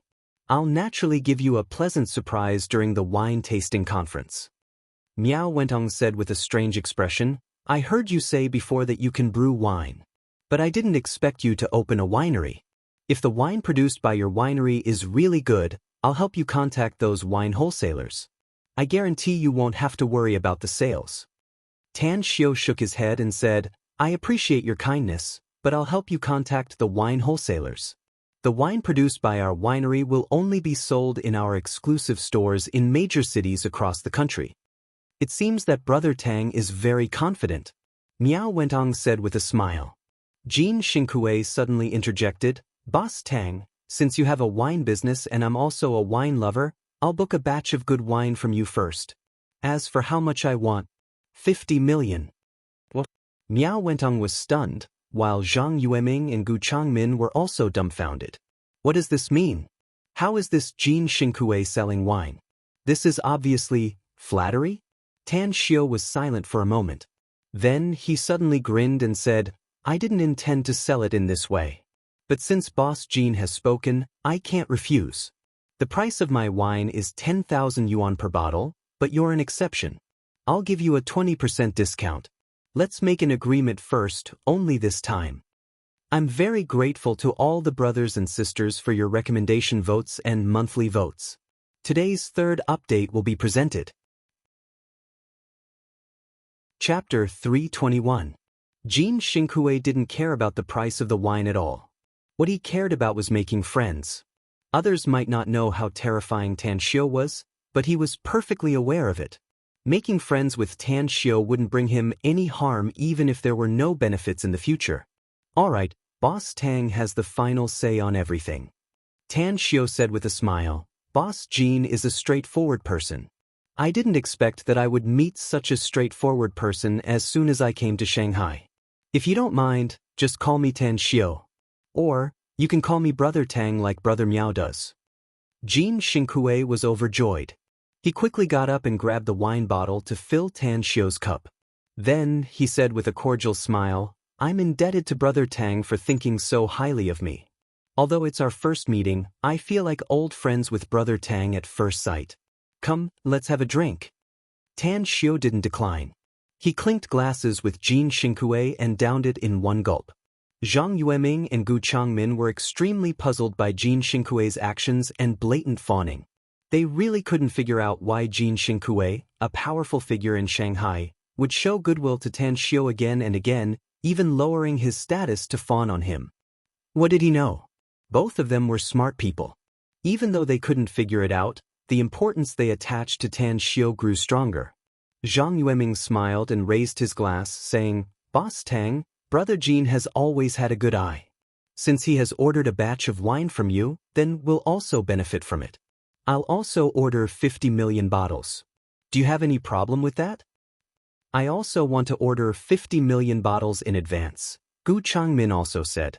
No problem. Tan Xiu smiled. The three of you can contact Kong Xia, the general manager of the Magnificent Tang Corporation. I'll inform her in advance. The Magnificent Tang Corporation? Kong Xia? Zhang Yueming and Gu Changmin exclaimed in shock. Even Jean Xinghui was stunned, his eyes bursting with disbelief. They all knew that the famous business genius Kong Xia suddenly went to Shuangqing Province's Star City to set up a company, and it seemed that the investment was not small. But they never expected that Kong Xia turned out to be working for Tan Xiu. They were sure that if this news were to spread, the headlines of all the major financial newspapers the next day would definitely be about this young man. Miao Wentong said with a smile, It seems that you still don't know. That's right. Brother Tang is simply a hands-off shopkeeper and usually doesn't manage the Magnificent Tang Corporation's affairs. You all know about my investment in the new city in Star City, right? In fact, Brother Tang was the one who initiated the development of the new city. We shareholders are just following Brother Tang to earn money and support our families. Zhang Yueming and Gu Changmin, as well as the dumbfounded Jean Xinghui, were once again shocked by this heavy news. They naturally knew about the large-scale construction project in Star City, especially the architectural complex design. At that time, their eyes were glued to it and they wished that they could invest all of their family's property in it, just to eat some meat and drink some soup. Who were they? What kind of vision did they have? How could they not see how huge the benefits of such a big project were? It was just that. Never once in their dreams did they expect that such a big project, which even a total investment of 100 billion yuan would not be able to complete, was unexpectedly led by this young man in front of them. Zhang Yueming's lips squirmed a few times as he raised his thumbs up and praised, Boss Tang, you really make us blush with shame. We've been working hard for decades. Even if we've accumulated a lot of assets, we still don't dare to play such a big game like you. Tan Xiu said with a smile, Big brothers, let's not talk about these business matters. In fact, I'm like a newborn calf that's not afraid of a tiger. Even if I fail, I can always start over again. Come, let me propose a toast to you. Come. Ha! The five of them gulped down the wine in their glasses. Immediately after, Tan Xiu stood up and smilingly said, I still have other things to do, so I won't disturb your drinking. Thank you for your support today, Big brothers. I'll definitely tell them to reserve the best wine for you. Big brother Meow, come to the restaurant's office after you're done. I have something I want to talk to you about. No problem, replied Meow Wentong with a smile. After leaving the VIP lounge with Chi Nan, Tan Xiao went directly to the restaurant's general manager's office. After he sat down on the sofa, Chi Nan took out some good tea leaves and brewed a pot of tea for Tan Xiao. She then personally poured it and placed it on the tea table in front of Tan Xiao. I haven't asked you yet. What's your name? Tan Xiao took a sip of tea and waved his hand, motioning her to sit on the opposite sofa. Chi Nan. Chi Nan as in late, said Chi Nan respectfully. It seems that you're a core member of the Everlasting Feast Hall, right? Tan Xiao said with a smile. Otherwise, you shouldn't have seen my photo. Chi Nan said, yes. Although I joined the Everlasting Feast Hall a few years later than Tian Li and Hao Lei, it was boss who raised me up and taught me martial arts skills. You seem to be afraid of me? Asked Tan Xiao with a smile. Chi Nan hesitated for a moment before saying, you're the boss, the object of our loyalty. It's only right for me to be afraid of you. Don't be afraid of me, Tan Xiao said with a smile. I'm not a big tiger, nor a murderous demon king. In fact, I want to be friends with you and become the closest comrades in arms. Chi Nan lowered her head and didn't speak. Tan Xiao looked at her and said, all right. Don't be so cautious in front of me. I'm really willing to exchange my heart for my own people. So, as long as you treat me as your closest person, I'll also treat you with sincerity. Chi Nan raised her head and asked, are you telling the truth? Of course I'm telling the truth, Tan Xiao said with a smile. Although I'm almost ruthless toward my enemies, I'll treat my own people with sincerity and sincerity. This world is too complicated, and it's not easy to become one of our own. That's why I cherish talents. In my opinion, you're very smart and a talent. Chi Nan was delighted and said with a smile, boss, I'll be proud if you praise me like this. Tan Xiao couldn't help laughing and said, it's okay to be proud, but don't be arrogant. Don't worry. I know what I'm doing, said Chi Nan with a smile. Tan Xiao nodded and waved his hand, saying, all right, go do your thing. I'm going to take a nap here. You can directly bring Meow Wentong here when he's done. Understood. Chi Nan nodded and got up to leave the office. In the VIP lounge on the 4th floor. After Tan Xiao left, Zhang Yueming finally couldn't help but look at Jin Xingkue and curiously asked, Brother Jin, what kind of show are you playing today? I know you want to know Tan Xiao, but you don't need to be so obvious, do you? Jin Xingkue was in a good mood and smilingly said, you don't understand. Brother Jin, we're not strangers. You just saw that Tan Xiao has a good character and is easy to get along with, said Zhang Yueming. So, why don't you tell us? What's the reason why you care so much about making friends with Tan Xiao? Jin Xingkue hesitated and looked at Miao Wentong. Miao Wentong was silent for a moment and slowly said, Brother Jin, since Brother Zhang has asked, then tell us. I know a lot about Tan Xiao, so it's not a big deal for me to know more about him. We promise you that we won't divulge half a word of what you said today. Zhang Yueming quickly nodded and said, that's right. We'll never divulge it. Only the 4 of us know about this matter. Gu Changmin was also eager to know the whole story, so he also said, don't worry. I'm not a talkative person. A wry smile appeared on Jin Xingkue's face as he said, since you said so, then I won't hide it anymore. But this matter is of great importance. I'm afraid I'll have a hard time in the future if you divulge it to others. Don't worry, said Miao Wentong. A bit solemn expression appeared on Jin Xingkue's face as he said, you should know the owner of Wanyuan Real Estate in Hong Kong, Chen Jianya. I know him. He's a very powerful person, said Miao Wentong. Brother Jin, isn't Chen Jianya your cousin? Asked Zhang Yueming in surprise. That's right. He's indeed my cousin, said Jin Xingkue with a forced smile. But more than a month ago, something happened to him in Hong Kong. Zhang Yueming's expression moved as he asked, is it related to Tan Xiao?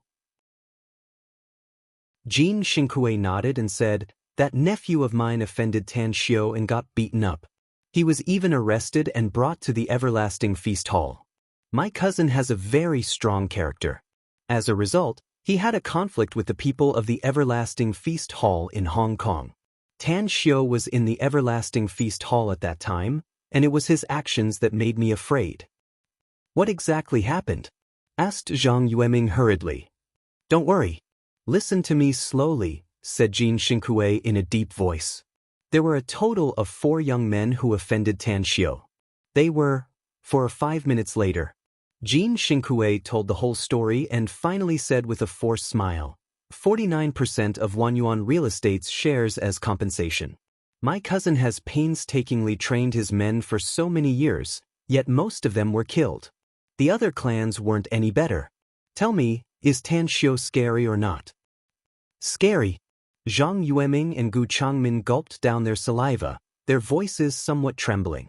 Never in their dreams did they expect that the Everlasting Feast Hall would have such a powerful force, nor did they expect that Tan Xiao would be so ruthless and ruthless. Hundreds of lives. He only issued an order, yet so many people were killed. I wouldn't be so afraid of him if it was only the Everlasting Feast Hall's security guards. Jin Xingkui sighed. But from what I heard from my cousin, Tang Xiao killed more than 20 people by himself later on. He alone fought more than 20 people. So terrifying? Zhang Yueming and Gu Changmin were shocked to the point that it was hard for them to recover. Miao Wenong was only a bit surprised. He was perfectly aware of Tan Xiao's strength. Although he didn't know whether Tan Xiao's cultivation had progressed in the past 2 or 3 months, he could easily kill more than 20 ordinary people with his previous ability. Many brothers and sisters are urging Quiet Night to break through at 10 chapters. To be honest, Quiet Night is powerless. After all, Quiet Night is not a full-time writer and is also the deputy director of the TV station. He's very busy with work every day. Updating 10,000 words a day is already the limit of Quiet Night's breaking through. For the sake of Quiet Night's explosiveness for a month after work, please throw your monthly tickets to Quiet Night, brothers and sisters. Thank you very much. Chapter 322.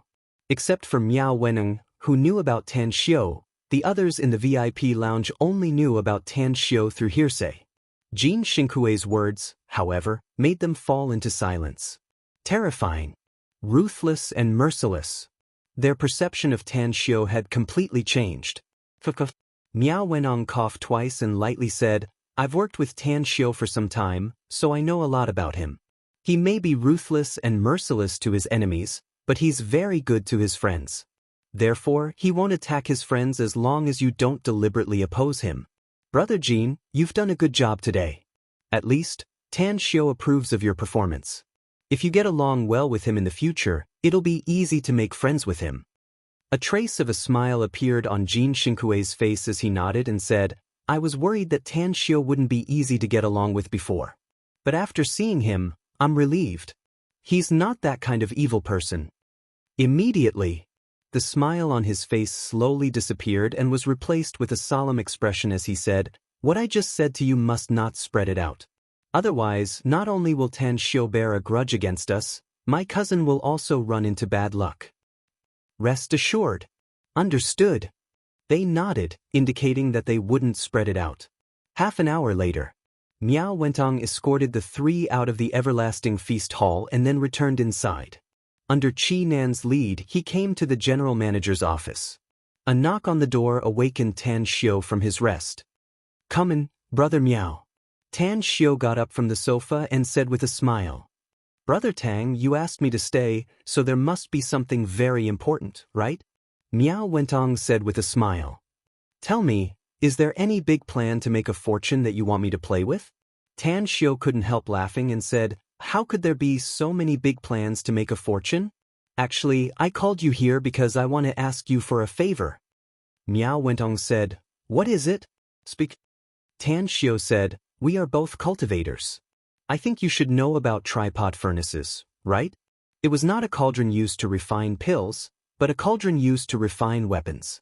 I'm preparing to refine some gadgets, but I don't have a suitable furnace, so I want to ask for your help to see where I can buy one. Miao Wenong frowned and said, A furnace to refine weapons? Even if such a thing could be found, no one would sell it, right? Actually, I do know who has this kind of cauldron. As for whether he's willing to sell it, I can't say for sure. Who has it? Tan Xiu's expression changed as he hurriedly asked. Miao Wentong said, You also know him, Dao Master Z. Tan Xiu was surprised. Dao Master Z actually has a weapon refining furnace? It seems that I need to contact him. If he is willing to sell the cauldron to me, I will give him a fair price. Miao Wentong shook his head and said, Brother Tang, Dao Master Z regards money as dirt. If you want to buy it with money, I advise you to be prepared to be refused. As a matter of fact, I know what he lacks, but it's too difficult to find. It's extremely rare in this world. What is it? Tan Xiu quickly asked. Miao Wenong said, Gu needles. It's best if you can gather a complete set of 18 gu needles. What is that? A confused look appeared in Tan Xiu's eyes as he asked, Brother Miao, I've never heard of this kind of thing. What's its shape? What's its use? Miao Wentong said, 18 gu needles, each with different shapes. Each of them has different length, curvature, as well as barbed hooks, lines, and other things. You should have heard about gu poison, right? Gu needles are treasures used to treat gu poison. Tan Xiu asked, I know about gu poison. It's a poison that has been placed inside the body, and it contains an extremely strong poison. Why is Dao Master Z looking for gu needles? Miao Wentong sighed. Dao Master Z's direct disciple, a smart and quick-witted little guy. More than half a year ago, he was traveling in the Miao region. Because he inadvertently offended a gu poison expert in the Miao region, he was poisoned by the gu poison expert. This gu poison is extremely rare and powerful. Even if Dao Master Z tried his best, he still couldn't expel the gu poison from the little guy's body. Me and Brother Xiao also tried, but we were still helpless. I got it. A glint flashed in Tan Xiu's eyes. Since even Dao Master Z and Miao Wenong were helpless, he felt that even if he acted, his chances would not be big. After all, a lot of methods needed to be coordinated with his cultivation. His current cultivation was too low, and there was a big gap between him and the others. Suddenly, his expression moved as he remembered something. He immediately looked at Miao Wentong and said, Brother Miao, I didn't leave Dao Master Z's contact information. I think you should be able to contact him, right? Perhaps someone can expel the gu poison from his disciple's body. Miao Wentong quickly asked, Who can expel it? Tan Xiu said with a smile, An old friend of mine. I'll have to trouble Brother Tang to contact Dao Master Z. If it's convenient, tell him to bring his disciple to Shanghai. Miao Wentong nodded and said, Although Dao Master Z has a mobile phone, he rarely uses it. Furthermore, he lives deep in the mountains and there's no signal there. So be it. I'll contact the people there to find Dao Master Z. Once I find him, I'll tell him to bring his disciple to Shanghai immediately. Tan Xiu said, Don't forget about the human cauldron. Miao Wentong said with a smile, Don't worry. If your old friend can really cure his disciple, let alone the human cauldron, even if he wants something more precious, I'm afraid Dao Master Z will take it out. Subsequently, Tan Xiu and Miao Wentong chatted for a while. When Miao Wentong left, Ji Qimei's appearance appeared in Tan Xiu's mind. Ji Qimei was a member of the Succubus clan. Among the things that the Succubus clan was good at, there was the inheritance of witchcraft. Witchcraft was good at using gu and was also good at removing gu poisons. Given Ji Qimei's ability, it would be a piece of cake for her to remove the gu on Earth. Today, the reason why he talked to Miao Wentong alone was to get the human cauldron. He had already prepared the ores needed to refine the interspatial ring. The reason why he didn't start refining it until now was because he didn't have a human cauldron. Boss, what about you? Qinan stood at Tan Xiu's side and asked in a soft voice. Tan Xiu said, There's nothing else. The restaurant's business here is very good and looks very prosperous. It's getting late, so I should go back. Do you want me to send you back? Qinan quickly asked. Tan Xiu hesitated for a moment before he nodded and said, Then send me back. Although there's nothing to do in the next few days, I still have to adapt to the life of a college student. A trace of a smile appeared on Qinan's face as she said, Boss, I don't understand why you want to study at the university. In fact, with your identity, let alone a college student, if you want, You can casually build a very high-level university. Tan Xiu forced a smile and said, "Actually, I don't have any interest in studying at the university. But my mother's wishes for me to study at the university, and I don't want to disappoint her. However, studying at the university isn't necessarily a bad thing. After all, the sea of learning is boundless, and learning more things is always good for me." "Boss, you really don't want to be a young man, but more like a scholar." Qinan chuckled. Tan Xiu couldn't help laughing. The duo chatted while walking and quickly went out of the everlasting feast hall's entrance. Under Qinan's lead, they stopped in front of a black Lamborghini supercar in the parking lot. "What a good car." Tan Xiu liked the car's appearance and couldn't help but praise it. "Boss, you can drive this car at any time if you like it," said Qinan with a charming smile. "If you don't like it, I'll immediately order a new one for you." "Forget it." Tan Xiu waved his hand and said with a smile. "Although I also like cars, there are several cars parked at my place. Besides, this is Shanghai, a metropolis.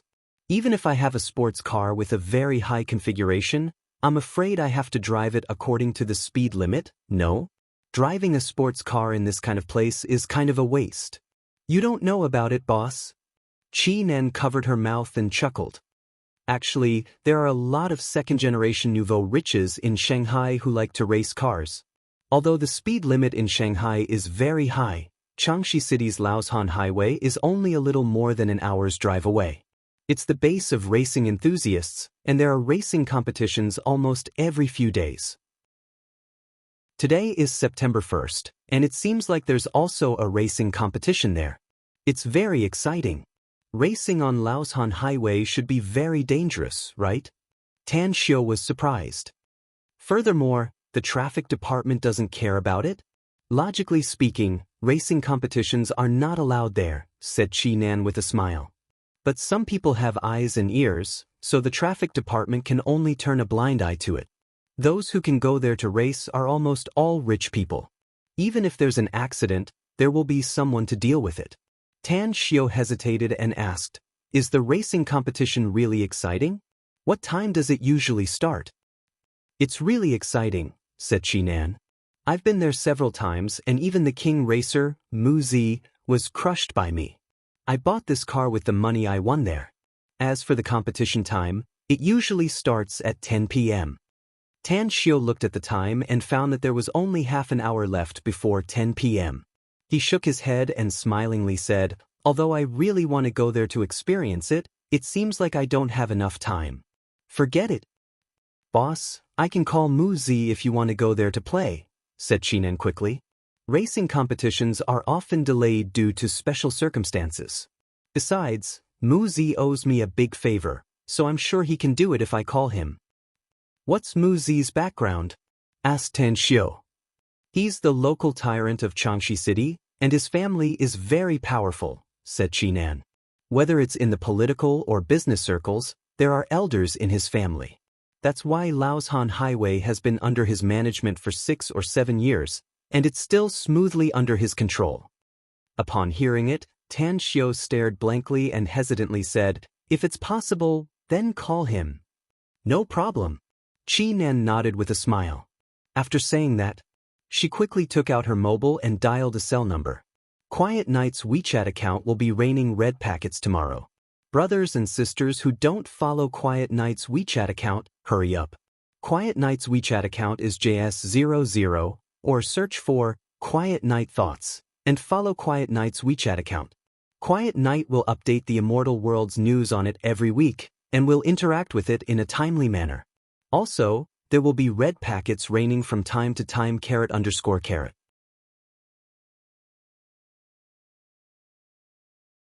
Chapter 323. Changshi City. Halfway up the Laoshan Highway, a large and spacious square had been developed. Dozens of searchlights in the surroundings brightly illuminated the entire square. On the square, hundreds of young men and women, dressed in fancy clothes, were pacing back and forth between several rows of temporary long tables. The long tables were filled with all kinds of wine and delicacies. Some men and women were enjoying the wine and delicacies while chatting in groups of 3 to 5, looking very lively. Around the square, In addition to various types of vehicles, there were dozens of luxury supercars parked a little further in. Some people were holding wine glasses and sitting on the hood of the supercars, while some were hugging hot girls and leaning on the doors. On a long table filled with fine wine and delicacies, a man in his 30s was hugging a hot girl in his arms and chatting merrily with several young men. He was Ji Mu, also known as Mu Zi.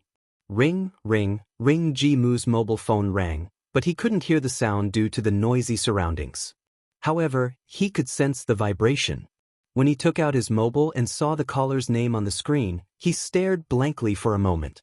He immediately let go of the hot girl's slender waist and gestured to the other young men to keep quiet.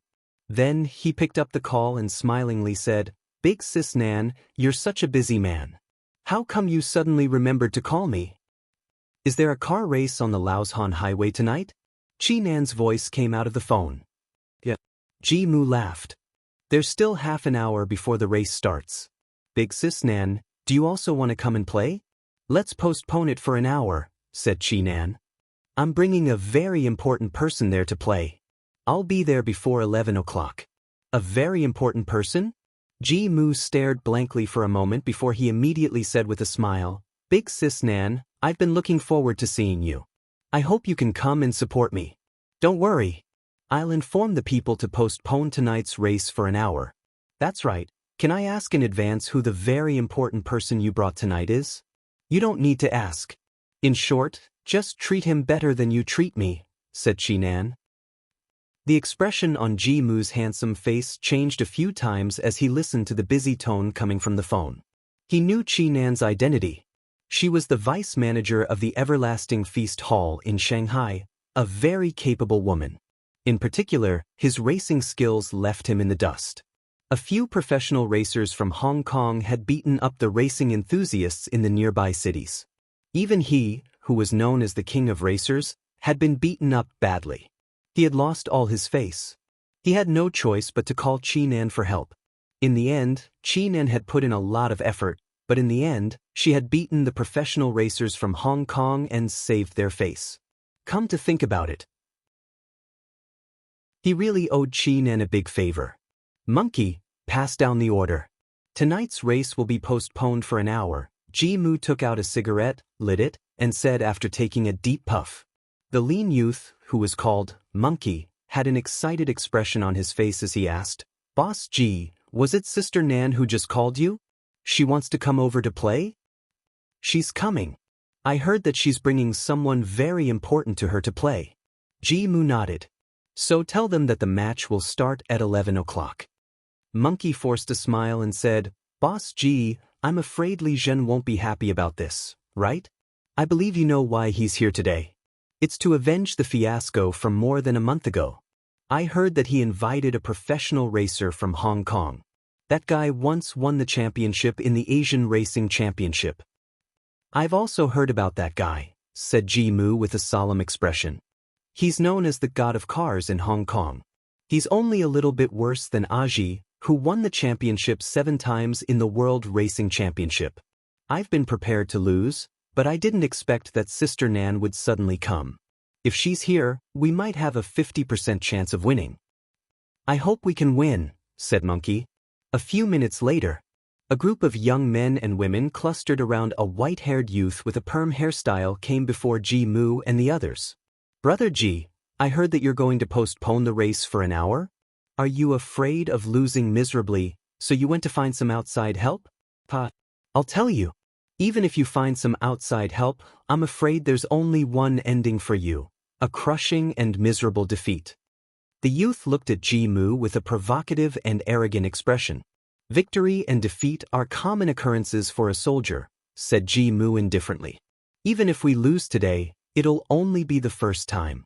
But for you, if you lose again today, it'll be a continuous disgrace. Li Zhen, if I were you, I'd just wait for the race to start. Don't be too arrogant, else you'll be disgraced even more if you lose." Li Zhen rolled his eyes and mocked, "I lost once because I was careless. If you win this time, I'll never step into this place again." Ji Mu nodded and said, "I've prepared 20 million. Take the money if you can win." Li Zhen rolled his eyes and said, "Ji Mu, since you want to change the race time, then I also have a condition. Let's double the bet. Do you dare? It's only 40 million even if I double it, said Ji-moo with a faint smile. Whatever, Li Jun proudly said. If that's the case, then just wait for the money to be handed over to me. I'll also tell the other contestants about this news. If they want to continue gambling, they can only take out 20 million. Whoever wins will get 80 million from us. Ji-moo was not short of money. He could earn hundreds of millions of yuan every year by running the racing gambling race here. Coupled with the fact that he played from time to time, he had also won a lot of money. Therefore, 40 million and 20 million were not much different to him, neither was a big sum of money. For people like him, who had status and background, money was sometimes not as important as face. Especially in the circle of debauches, face was the most important thing. Time fleeted by. At 10:40 a.m., a black Lamborghini supercar roared into the square. Its wonderful drifting attracted the attention of most people in the square. Ji-moo, along with a group of young men and women, quickly walked toward the Lamborghini. Then he saw Chi-nan in the driver's seat. She quickly opened the door and then trotted to the front passenger seat and opened the door herself. Immediately after, they saw a young man coming down from the car with a smile on his face. Who is he? Among the hundreds of people present, 70% to 80% of them knew Chi-nan. They also knew that she was the deputy manager of Shanghai's Everlasting Feast Hall. Yet, they found it hard to believe that the usually arrogant and glamorous Chi-nan would actually act as a driver for someone else. She even opened the door for that person under the watchful eyes of the public, looking like she was her subordinate. Li Jun also knew Chi-nan. He also knew that she once participated in a racing competition here and won against several professional racers from Hong Kong. However, he was very confident in the little car god he invited this time, so he didn't put Chi-nan in his eyes. Who are they? The young man standing next to Li Jun asked coolly. Huan Yu, that woman is Chi-nan, the one I once told you about, said Li Jun. She once won against several professional racers from Hong Kong. As for that kid beside her, I've never seen him before. Huan Yu nodded and said, I've fought against those guys who raced against Chi-nan before. They are very powerful. Even if I want to win against them, I have to go all out. That Chi-nan can win against them, so I'm afraid she's not much worse than me. But you can rest assured that I'll help you win this race tonight since I've accepted your money. You're known as the little car god, said Li Jun with a smile. I'm very confident in you to win this race. Come on, I'll treat you to a drink after the race. No problem, said Huan Yu coolly. Ji-moo came to Chi-nan and Tan Xiu with a group of young men and women. A warm look appeared on his face as he called out, Hello, big sis Nan. And this is... Tan Xiu stepped forward, stretched out his hand and said with a smile, I'm Tan Xiu. You can consider me as a passerby. Did I disturb you by coming here to play tonight? Ji-moo shook hands with Tan Xiu and said with a smile, Not at all. You're big sis Nan's friend, so you're also my friend. I'm more than happy that you can come here to play. To tell you the truth, I've only watched racing competitions on TV before. This is my first time seeing it in real life, said Tan Xiu with a smile. Can I join you in the race later? You've never seen it in real life? Ji-moo stared blankly with a strange expression on his face. He originally looked forward to Chi-nan bringing a more powerful racer. Even if he had to thicken his face and beg her, or even spend some money, he still wanted to ask her to help him win tonight's bet. But he didn't expect that the other party had never played before. Yeah, I've never seen her before, said Tan Xiu with a smile. It's all right. The most important thing is to participate, said Ji-moo with a dry smile. After that, he turned to look at Chi-nan and forced a smile. Big sis Nan, how about you join us tonight? Some people are coming to make trouble and the other party's background is not small. I'm afraid we'll lose if you don't join the race. Chi-nan glanced at Tan Xiu and said, I'm here to accompany you, not to gamble. This, Ji-moo looked at Tan Xiu with an awkward expression. He found that Chi-nan attached great importance to Tan Xiu, so he could only beg Tan Xiu to let Chi-nan participate in tonight's bet. Since she has asked, then let's play, Tan Xiu said with a smile. But we only drove one car here. We don't seem to have enough cars for the race. I'll give my car to Big Sis Nan, said Ji-moo quickly. Then I'll play. Chi-nen nodded. Winning or losing has nothing to do with me. I'll just do my best. I'm relieved to hear Big Sis Nan say that you'll do your best, said Ji-moo with a smile. You can rest assured that I'll pay for the bet. If I win, the money will be yours. But if I lose, I'll be fully responsible for it. You still have money to gamble? Tan Shio was surprised. How big is the bet? Ji-moo said with a smile. The original bet was 20 million per person. But Li Zhen insisted on fighting me to the death and raised the bet to 40 million. As for the others, it's still 20 million. It's the end of the month. Brothers and sisters, please throw your monthly tickets to Jingye. Chapter 324. Tan Shio was a bit surprised upon hearing this. Didn't Ji-moo say that he was very powerful in Changxi? How could there be someone who dared to come here to make trouble?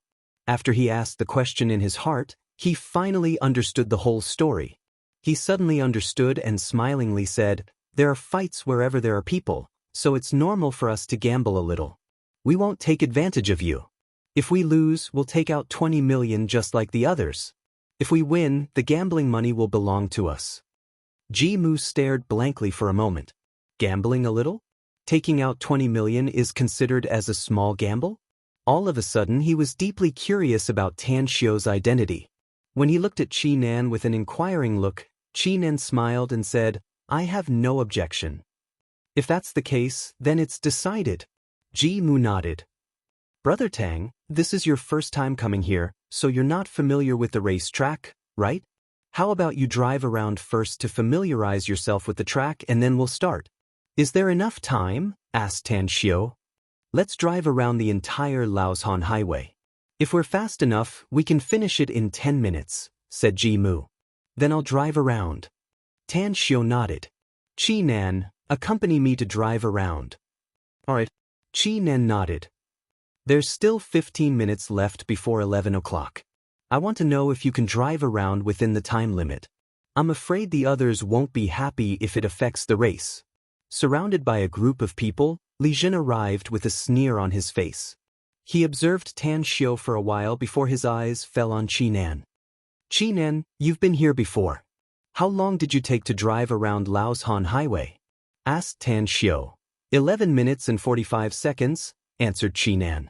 That should be about the same, said Tan Shio with a smile. If I can't drive around Laoshan Highway in 15 minutes, I'm afraid there's no point for me to participate in this race. That's right. Judging from your appearance, you should be the core figure of this group, right? How should I address you? Li Zhen. I'll remember your name. Tan Shio nodded. If I lose today's match, I'll give you 40 million. But if you lose, can you promise me something? What is it? Asked Li Zhen with a frown. Tan Shio said, if I win, you must immediately avoid me when you see me in the future. Li Zhen's eyebrows twitched as a bright light burst out from his eyes. He could faintly discern the hidden meaning in Tan Shio's words. It seemed like he had a grudge with him in the past. Do we know each other? Li Zhen asked. Tan Shio shook his head and said, I don't know him. Li Zhen frowned and said, then it's nothing, said Tan Shio lightly. I'm a person who is afraid of trouble, and someone like you who's a spoiled brat will easily stir up trouble. If you stay away from me, we won't have any conflicts in the future. A mocking expression appeared on Li Zhen's face as he said, you're really far-sighted. I promise you that if I lose, I'll avoid you when I see you in the future. Tan Shio slightly nodded and gestured to Chi-nan. Then, he walked toward the black Lamborghini supercar. Familiarize himself with the operation. Start. Although Tan Shio had just obtained his driver's license and hadn't been driving for a long time, he was very good at driving.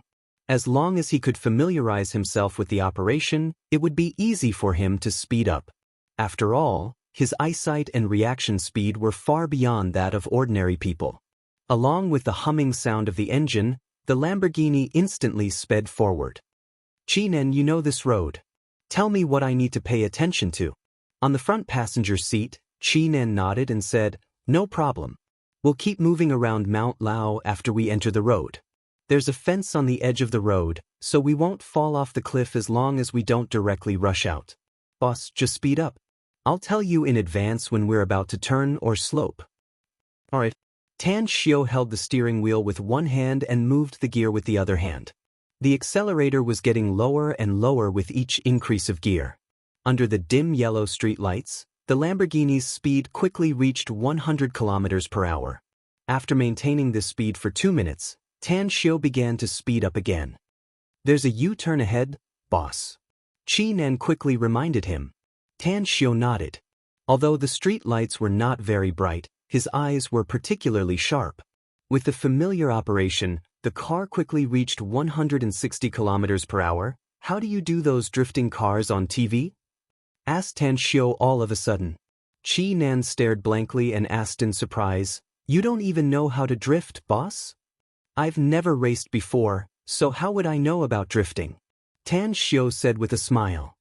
Besides, I just got my driver's license about 2 months ago. Apart from being familiar with the operation of several models, I haven't driven any other cars. For example, this is my first time driving a sports car. Qi Nan was somewhat speechless. She really couldn't understand why Tan Xiao would bet with Li Zhen when he had never driven a sports car before. Even if 40 million yuan was just a small amount of money, he didn't need to lose money and face at the same time, right? Boss, drifting is a kind of driving technique, also known as side slip, tire slip, or tail flick. The driver oversteers when the hand brake and foot brake are applied at the same time, abruptly turns the steering wheel to change the direction of the car. When preparing to drift, you must have an accurate judgment of the road ahead and your feet. While driving the car, Tan Xiao listened to Qi Nan's explanation. Gradually, he had a certain understanding of drifting. Since he had just bypassed the U-shaped road, he accelerated again and was ready to try drifting. Creak. The rapid tail flick caused the tires to violently rub against the ground, causing the car to move sideways. In just a few seconds, Tan Xiao completed an imperfect drifting. Even during the drifting process, he almost hit the mountain wall on the side. Not bad. Sitting in the driver's seat, Qi Nan's complexion was a bit pale, but she still sincerely sighed. After all, it was Tan Xiao's first time driving a sports car, and it was also his first time practicing drifting. It was already very rare that he didn't get into an accident on such a dangerous mountain road. Tan Xiao was also a bit nervous just now, but his nervousness vanished after the car completely stopped. Upon hearing Qi Nan's praise, he blushed with shame. After starting the car again and moving forward, he tried 4 or 5 more times. Awesome! When Tan Xiao tried for the last time, Qi Nan couldn't help but exclaim. She had a very keen sense of movement, and Tan Xiao tried 5 or 6 times. Each attempt was better than the last. Even this time, Tan Xiao was almost able to drift with ease. Driving the car at more than 200 kilometers per hour, Tan Xiao smiled and said, I'm not proficient enough. If I can drive a few more laps, I'm afraid I'll be able to adapt completely. In fact, this drifting technique is very simple. All it needs is precise judgment, the combination of speed and braking, as well as the steering wheel rotation. Boss, if I didn't know that you've never driven a sports car before and never tried drifting before, I would have thought that you're a racing expert. Just your last attempt alone made me think that you're a racing expert. Your learning speed is really amazing. I've never seen a driver improve faster than you. Tan Xiao couldn't help laughing and said, Don't flatter me. Let's see how long we have left, shall we? The smile on Qi Nan's face widened. She looked at the time and said, It's 10:57 now, 3 minutes to the finish line. Boss, with your current speed, you won't be able to finish the remaining distance in 3 minutes. Boss. Upon hearing it, Tan Xiao immediately sped up a bit and asked, Unless what? Unless you increase the speed to the extreme, said Qi Nan. Sit tight. Tan Xiao shouted in a low voice. He instantly stepped on the accelerator pedal and the speed soared in an instant. At this moment, Tan Xiao's spirit was highly concentrated. He instantly released his spiritual sense and sensed the range of 200 to 300 meters ahead. The speed was very fast. 200 to 300 meters might be crossed in the blink of an eye, but being able to perceive the road ahead in advance was definitely an excellent aid when racing at such a high speed, especially when turning a corner. On the square halfway up the Laoshan Highway, everyone was eagerly waiting. Big Brother G, do you think Tan Xiu can return within the specified time? There are only 2 minutes left before 11 o'clock, asked the skinny and monkey-like monkey in a low voice with a worried look on his face. You ask me, but who should I ask? Ji Mu slowly said. If Tan Xiu has never touched a racing car before, it'll be very difficult for him to return within the specified time. Plus, it's his first time racing on the Laoshan Highway and he's not familiar with the terrain, so I don't have much hope. I really don't get it. Why does he want to bet with Li Zhen? Could it be that they have a grudge before? Ji Mu glanced at him and lightly said, there shouldn't be any grudge between them. Didn't you hear Tan Xiu's answer to Li Zhen's question before? I guess it's because he doesn't like Li Zhen. Just because he doesn't like him, not only did he lose money, but he also sent his face to be slapped, muttered Monkey. Could it be that he's stupid? The world is so big that nothing is too strange, said Ji Mu. So it's normal for some strange and eccentric youngsters to appear. Eccentric and eccentric? Monkey let out a hollow laugh and no longer spoke. On the other side, a faint smile hung on the corner of Li Zhen's mouth. He raised his wrist and looked at the hands on his watch. He was really curious whether Tan Xiu could come back within the specified time. Young Master Li, I don't think we need to wait anymore. Guan Yu still wore a cool expression as he spoke with his hands in his trouser pockets. Why do you say that? Li Zhen asked with a smile. Did you forget that it took me 14 minutes to drive a lap the first time I familiarized myself with the track? Guan Yu said. If that guy can really come back within the specified time, his driving skills can be compared to mine. Li Zhen shook his head and smilingly said, actually, it's still possible for him to come back within the specified time.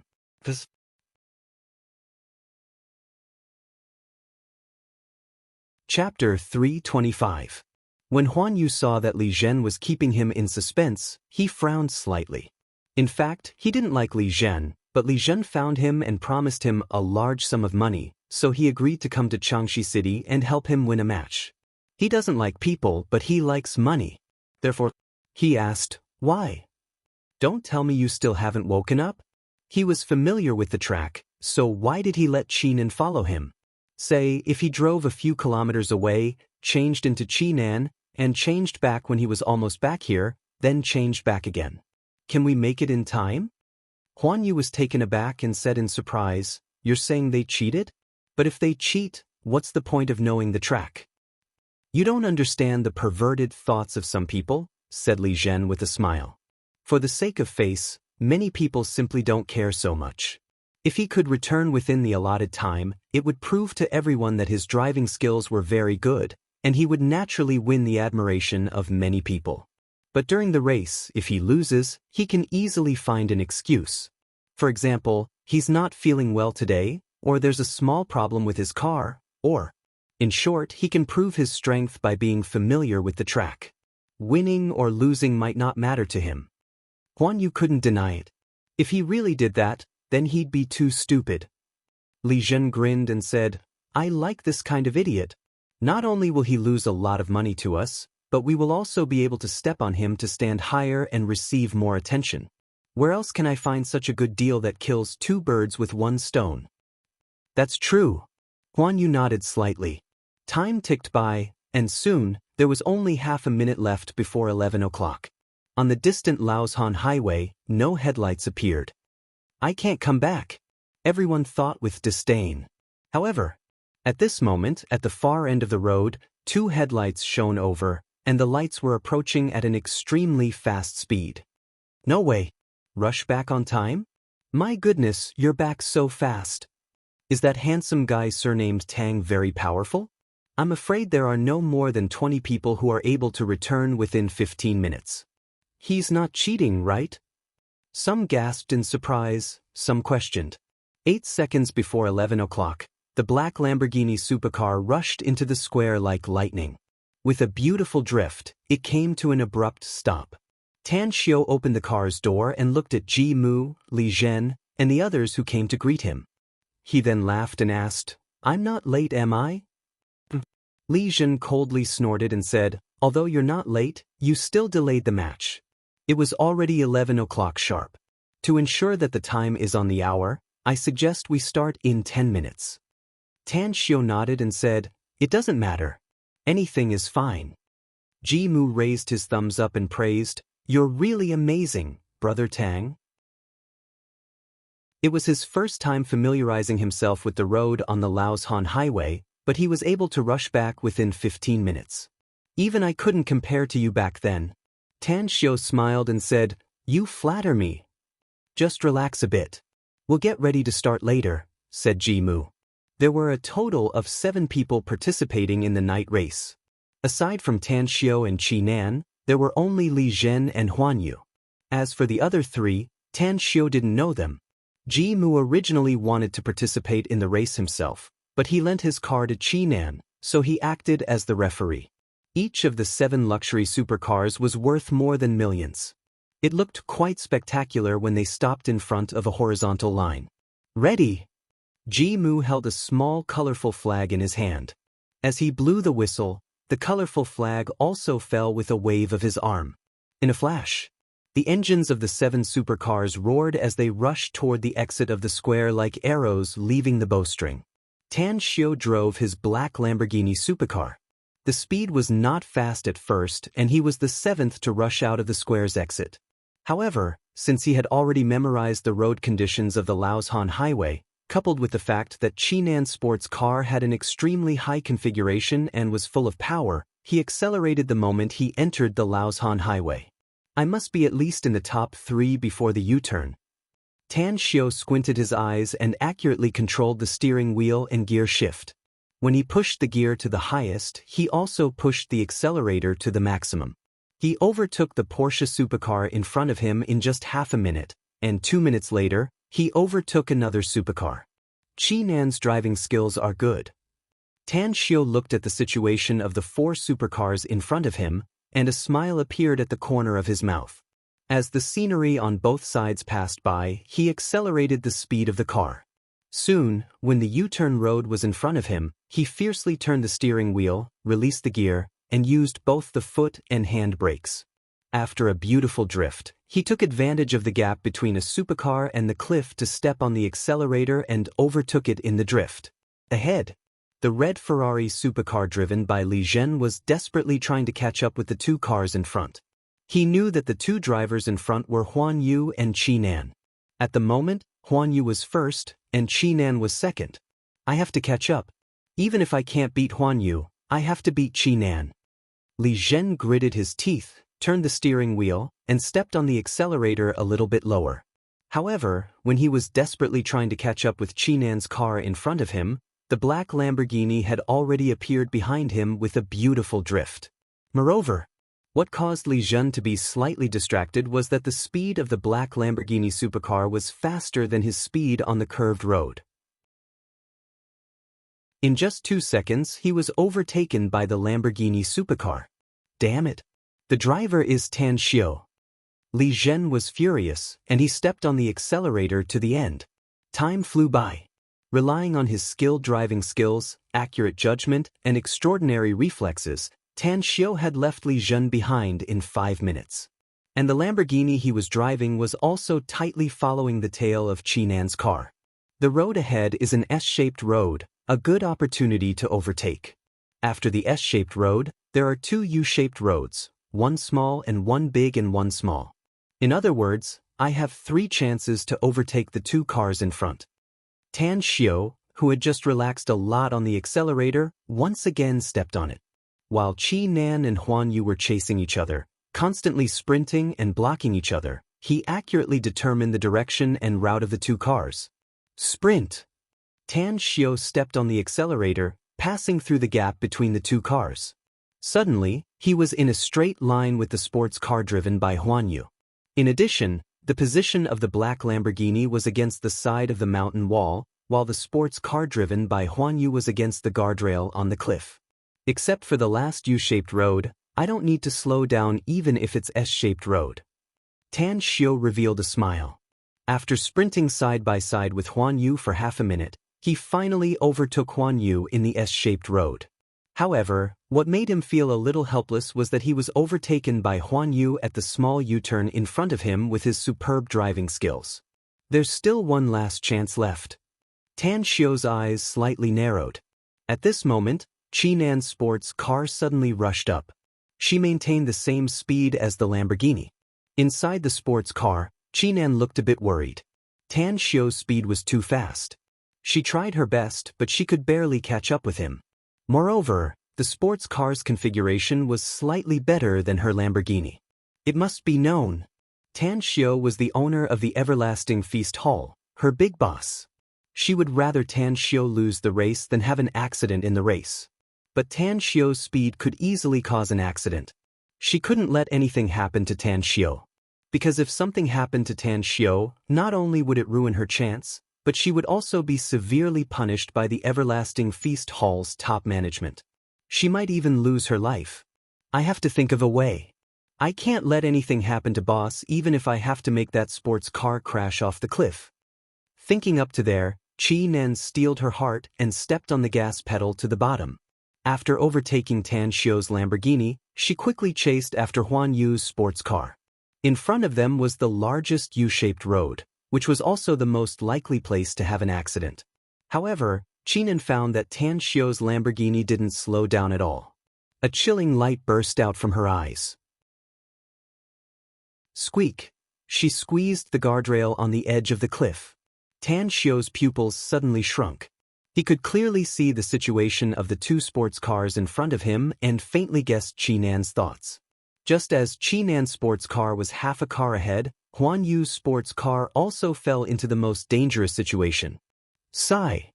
Tan Xiu sighed in his heart and stepped on the gas pedal to the bottom again. At the moment when Huan Yu suddenly braked, the car deviated from the track and was about to crash into the guardrail of the cliff. Tan Xiu's car slammed into the right side of Huan Yu's sports car, causing the sports car to instantly turn around. Tan Xiu's divine sense frantically wrapped the entire Lamborghini sports car. Although he only managed to avoid the danger of the Lamborghini turning over, he took advantage of the momentary gap to dash out. The tires rubbed against the ground. At the moment when Huan Yu stepped on the brakes, the sports car finally slid for dozens of meters before it came to a dangerous stop against the cliff wall. At this moment, his face was faintly pale. The crisis of death at such a close distance caused him to break out in a cold sweat. He was a professional racer, so he understood the speed of the car and the terrain just now. He knew that with Qinan squeezing just now, if there was no accident, his car would have crashed over the guardrail and fallen off the cliff. As for the sports car driven by Tan Xiu, after the accidental collision, the car he was driving spun back to the road. Qinan wanted to kill him, but Tan Xiu wanted to save him. Huan Yu, who was proficient in racing skills, had a bitter smile on his face. He just did it for money, but he didn't expect that he would almost get himself killed. He suddenly regretted agreeing to Li Zhen's participation in this race. Today's second update. Chapter 326. Swoosh! A sports car stopped in front of Huan Yu's car. Li Zhen's eyes widened in disbelief as he looked at the sports car parked beside him. He looked at Huan Yu, who was sitting in the driver's seat with a pale face. What was going on? Shouldn't Huan Yu be ranked first? Why did he stop? Could it be? Is there a problem with the sports car? Li Zhen looked ahead and found that the two sports cars driven by Tan Xiu and Qinan were nowhere to be seen. His heart fell to the bottom at this moment. He angrily pushed open the door and ran to the front and back of Huan Yu's driver's door. He opened the door and shouted, "What's going on? Why did you stop halfway?" Huan Yu walked out of the driver's seat. He pointed at the tire marks on the ground and lightly said, "If it wasn't for Tan Xiu, I would have been dead by now." What? Li Zhen's heart shook as he looked at the surrounding car tracks. After careful observation, he was shocked to discover that Huan Yu's car had been spinning. The friction between the tires and the ground proved that the sports car had been thrown dozens of meters away before finally coming to a stop. The starting point of the mark was the guardrail of the cliff. Li Zhen strode to the front of the sports car driven by Huan Yu. When he saw that the right side of the car had been damaged from the impact with the guardrail, His expression immediately changed. Huan Yu, your driving skills? Huan Yu shook his head and said, it's not my driving skill. I didn't expect Qi Nan to be so cruel and merciless. She wanted to kill me. Li Zhen's heart shook, and a look of disbelief appeared in his eyes. Why? Huan Yu bitterly smiled. I don't have an answer either. If I were to guess a reason, it would be that she wants to win. Li Zhen was silent. Given the choice between losing the match and letting Huan Yu die, perhaps the scales could only be balanced, with each side having a 50% chance of success. Therefore, while his heart was filled with disappointment, it was also filled with contradictions. Let's go! With a heart full of complex emotions, Li Zhen turned and walked toward his sports car. In the square, hundreds of racing enthusiasts were eagerly waiting. There were even young men and women gathered in groups of 3 to 5, discussing who would win and who would lose this race. I think that Huan Yu will definitely win the competition. He was a professional driver and had won several championships in the Asian Racing Championships. Even in the World Championships, he was the runner-up. I also think that Huan Yu has a higher chance of winning. There was a big difference between professional drivers and amateurs. Qi Nan was able to beat a few professional racers who weren't that famous, but she might not be able to beat the racer god. I don't think so. I think Qi Nan has a higher chance of winning. What do you think that guy named Tan Xiu will get? Last place? Or the second to last? He just used nearly 15 minutes to drive 1 lap. Although he's familiar with the track, I don't think he'll be that good on the second lap. That guy is a fool. In the end, he lost money and still made a fool of himself. I wonder where he came from. Amidst the chatter, 2 headlights shone in the distance. In an instant, the entire square became silent. Pairs of eyes stared at the approaching sports car. It's Boss G's sports car, driven by Qi Nan. That's great. Sister Nan got the first place. A young man beside Ji Mu immediately shouted after he recognized the car. That's right. In an instant, the entire square burst into an uproar. Those who were full of confidence and thought that Qi Nan was not as good as Huan Yu had their complexions turn extremely ugly. They felt that their remarks just now were really shameful. Look, there's another one behind. Everyone's eyes shifted to the second car. When they saw the black Lamborghini supercar, each and every one of them was dumbfounded, their eyes bursting with disbelief. Tan Xiu? The person driving the black Lamborghini was Tan Xiu. For a moment, everyone's eyes widened. Their eyeballs almost fell out of their eye sockets. They really couldn't believe that the second place turned out to be Tan Xiu. How is this possible? Many people shouted one after another. If Qi Nan won the first place, they could barely accept it. But Tan Xiu unexpectedly won the second place. This was unacceptable to them. After all, Tan Xiu had never raced here before. He just familiarized himself with the track, yet he could beat the Asian racer god. Wasn't this too heaven-defying? 2 minutes later, Li Zhen and Huan Yu came back in their sports car. Their complexions were a bit unsightly. Just as they got off the car and looked at Tan Xiu and Qi Nan, who had already gotten off the car, the 2 of them strode over. At this moment, the other 3 supercars arrived. Qi Nan, what's the meaning of this? With an angry face, Li Zhen sternly asked. What about me? Qi Nan indifferently said. You can't accept your loss? Li Zhen angrily shouted, this is just a car race, not a murder.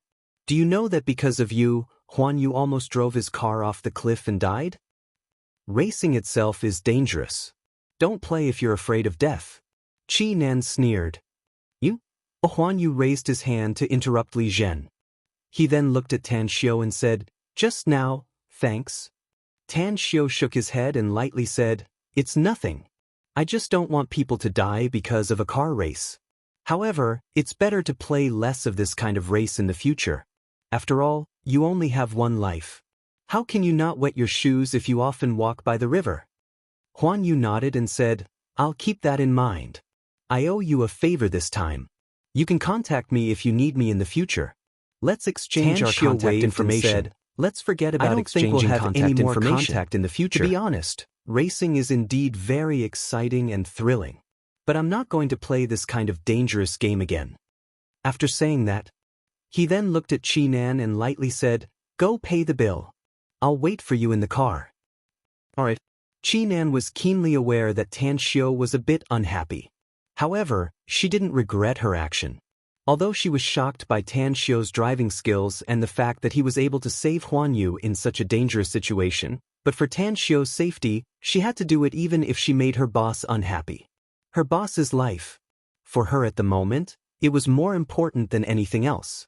Tan Xiu then looked at Li Zhen and lightly said, "Do you still remember our bet before? You lost, so you have to hide as far as you can when you see me later." Li Zhen's complexion turned pale. He angrily stared at Tan Xiu and asked in a deep voice, "Can you tell me that we really have no enmity before?"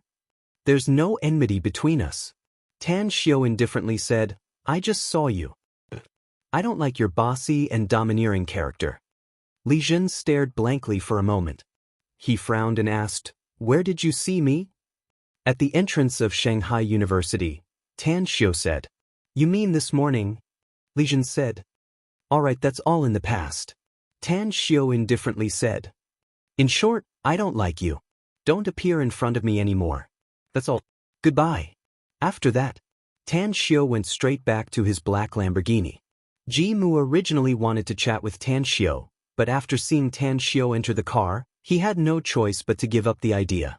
He was ready to find an opportunity to befriend Tan Xiu in the future. "Big Sis Nan, what's the origin of this Tan Xiu? To think that he's worthy of you personally accompanying him here?" With a curious look, Ji Mu asked in a whisper. "You'd better not ask about his origin," said Chi-nan indifferently. "Also, hurry up and handle it for me. I must go back immediately." Ji Mu forced a smile and said, "Big Sis Nan, you don't need to be so secretive. Tell me about this Tan Xiu's origin, so that I can figure out what kind of attitude I should take to make friends with him." "I told you that you'd better not know about him," said Chi-nan indifferently. "Unless he's willing to make friends with you. Ji Mu, it's not that I'm trying to scare you, but you'll be in big trouble if you dare to investigate his identity in private. If he gives the order, even I will deal with you, including your family. So don't court disaster for your family, and don't look for trouble for yourself." Ji Mu's expression slightly changed. He didn't believe that Chi-nan was just trying to scare him. So to speak, this Tan Xiu's identity was really terrifying?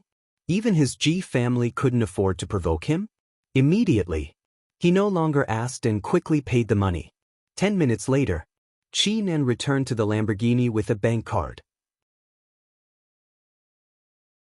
When she sat on the front seat, she respectfully handed the bank card to Tan Xiu and said, "Boss, this is the gambling money we won tonight. It's all in here. You're the champion, so the money is naturally yours." Tan Xiu shook his head lightly. "Boss, I'm here to accompany you today, so this money should be yours," said Chi-nan hesitantly. "I don't need this money," said Tan Xiu with furrowed brows. "I just want to tell you one thing." Seeing that Tan Xiu insisted on not accepting it, Chi-nan had no choice but to put the money away and respectfully asked, "Please say it." "Before I say it, I want to ask you a question," said Tan Xiu. "You did it on purpose in the previous race, didn't you?" Chi-nan was very smart and naturally understood what Tan Xiu was asking. She hesitated for a moment before she nodded and said, "Yes, I did it on purpose." But Tan Xiu's expression was a bit cold and indifferent. "Your speed is very fast at this moment, boss," said Chi-nan seriously.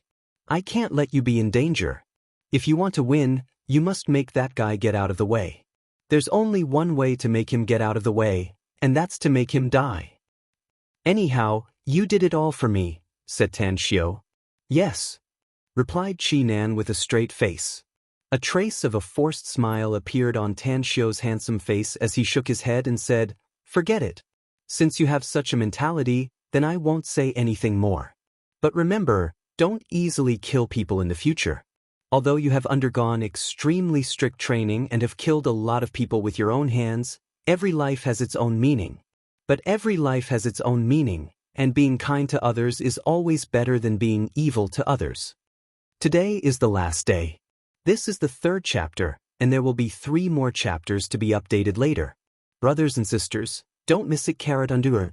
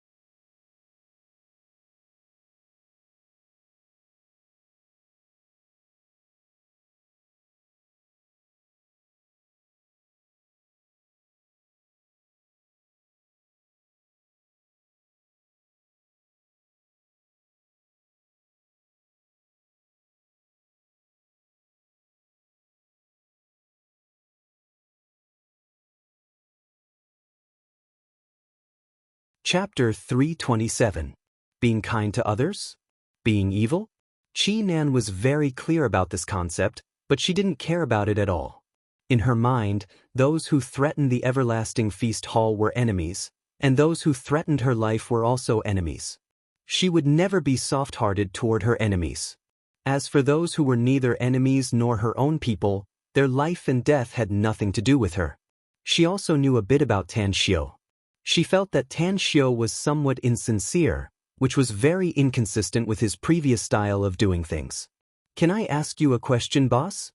Chi Nan hesitated inwardly, but she couldn't help but ask. "Go ahead," Tan Xiu said. "Boss, since ancient times, there has been a distinction between good and evil cannot coexist. Can you tell me what is good? What is evil?" "The distinction between good and evil lies in the human heart," Tan Xiu said lightly. "A good heart and good deeds are righteous, while an evil heart and evil deeds are evil. Man is a contradictory individual. In fact, both good and evil are in the human heart. The essential difference between good and evil lies in the human heart." "But I want to know, boss, are you righteous or evil?" asked Chi Nan again. Tan Xiu glanced at her and calmly said, "I'm evil to my enemies, but I'm righteous to my own people. Let me give you an example. I've killed a lot of people in Hong Kong before, but those people were not good people. If they didn't provoke me, I wouldn't have bothered to pay attention to them. But since they provoked me and wanted me to have a miserable end, I naturally have to fight back and even kill them. But I'm kind to ordinary people, those who have no malice toward me and won't harm me. Even if it's within my power, I'll still help those kind people. For example, I have an identity as a doctor at Star City Chinese Medical Hospital in Shuangqing Province." Chi Nan stared at Tan Xiu in a daze.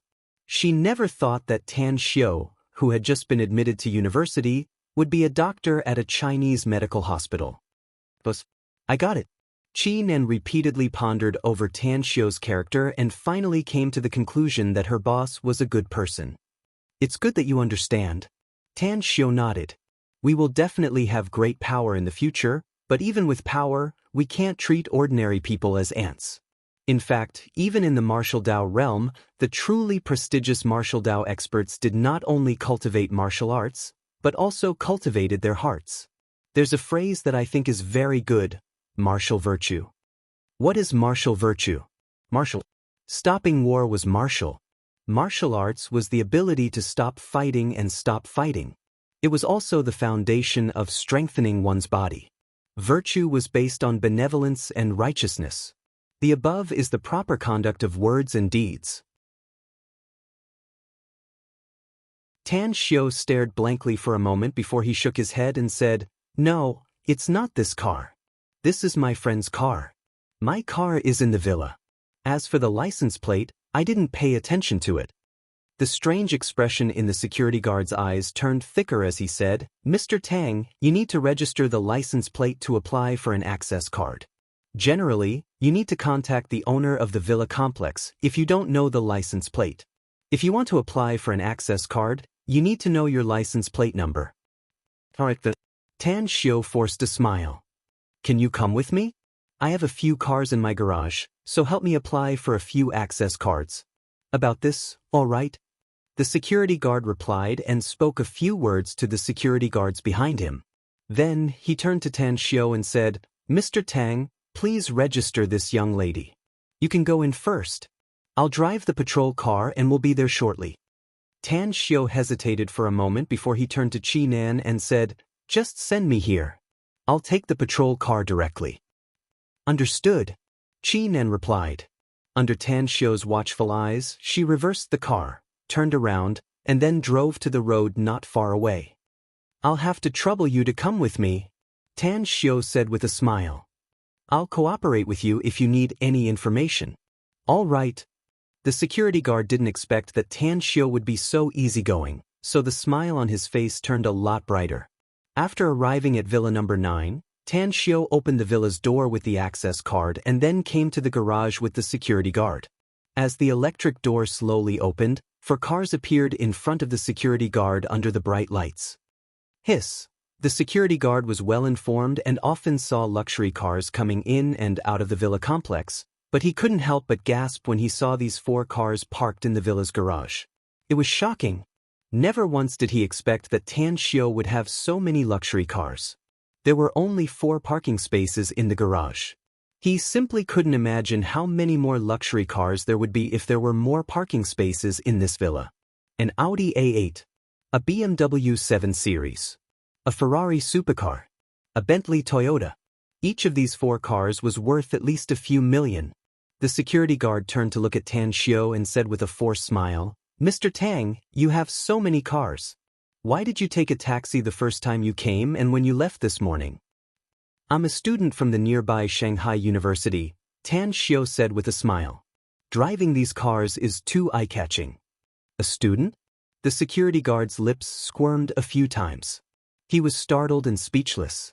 A few minutes later, the security guard registered the license plates of the 4 cars and asked for Tan Xiao's ID card. The shock on his face hadn't completely subsided before he left. Tan Xiao pressed the button to close the garage door and went straight to the 2nd floor of the villa.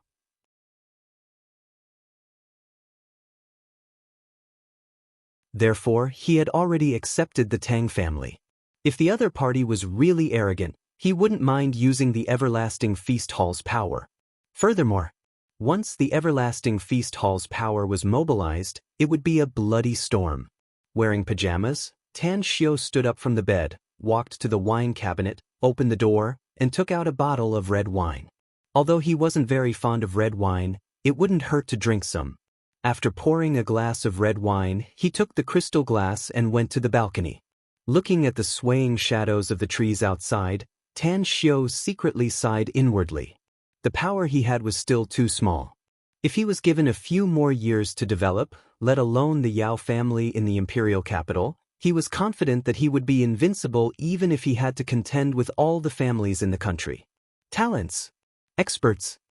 A cold light flashed in Tan Xiao's eyes as he silently pondered. Where should he go to find a group of talents? A few minutes later, after he finished drinking the red wine in the crystal glass, a faint smile appeared on his handsome face. The immortal world was a big world. Earth was a small world. A big world and a small world had common characteristics. Tan Xiao once had a great career in the immortal world. He owned a huge territory and recruited a lot of subordinates. Although he had handed over the territories he once controlled after his power reached the supreme level in the immortal world and let his subordinates manage them, he had, after all, experienced it. Therefore, he already had an idea. Prison. The black market. Tan Xiao believed that there were definitely a lot of capable people in the prison. In the immortal world, in order to cultivate a group of experts to help him inquire about the immortal world, Tan Xiao secretly selected a group of people from the prisons of the large countries in the immortal world. These people were cruel and merciless, each with their own abilities. Although there was a problem with their temperament, Tan Xiao had magical powers and secret techniques that could control their life and death. Therefore, more than half of the territory of the immortal world had an intelligence network controlled by Tan Xiao, and many of them even became powerful after his training. Although there were no super experts who had reached the supreme level in the immortal world, there were still some people who stood out and their strength made billions of immortals afraid. There was a black market in the immortal world, and he believed that there was also a black market on Earth. Although the black market on Earth was not as arrogant as the black market in the immortal world, he could choose some people with good martial arts from many underground black market boxing arenas. Half an hour later, Tan Xiao already had a clear idea in his mind. Tang Guoxing nodded. What our Tang family needs to do now is to slowly develop and strengthen our own strength. I was sick before, so I had no time to manage a lot of things. Our enemies thought that I couldn't hold on any longer, so they were getting restless. But now that my illness has been cured, it won't be a problem for me to hold on for another 10 years. Why did I conceal the fact that my illness has been cured? It's because I wanted to endure and gain some time for our Tang family. The plan we implemented last month has already started in secret. If we have a few more years, I can guarantee that we'll be able to catch up with the Yao family with the huge resources we've invested.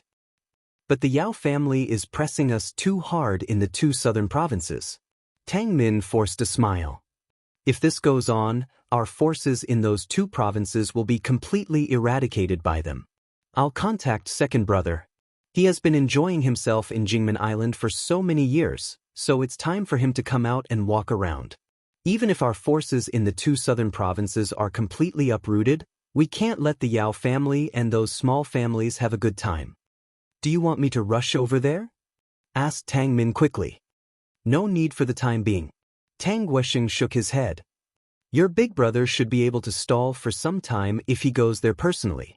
That's right, I've already told Yunda about the situation at home. I didn't expect that he also left some secret moves in the past. If it really doesn't work, we can also use some of his hidden forces. Tang Min stared blankly for a moment and asked in astonishment, My second brother? Isn't he? There are some things you don't know, said Tang Guoxing. Your second brother and second sister-in-law are on the way to the imperial capital. They should be arriving soon. You'll know when they come. Tang Min was somewhat curious. She didn't understand what kind of secret moves her second brother could arrange after he directly turned into a vegetable. Ring, ring, ring. Tang Guoxing's cell phone on the tea table suddenly rang. Tang Guoxing raised his brows as he grabbed the phone and said, What's up? Dad, the Starlight Group's HQ in Guangyang has been burned down. The fire is very fierce and there are still more than a dozen security guards who haven't escaped. The person in charge has already called the fire department, but they haven't been dispatched yet. It's been almost 20 minutes since the fire started. Tang Yunpeng's angry voice came from the phone. Chapter 329. Tang Guoxing's expression changed and a bit of anger could be seen on his face. The Starlight Group was a company controlled by the Tang family that brought them billions of income every year. It could be said that the Starlight Group was one of the three major sources of income for the Tang family. Once it was destroyed, it would bring huge losses to the Tang family. Who did it?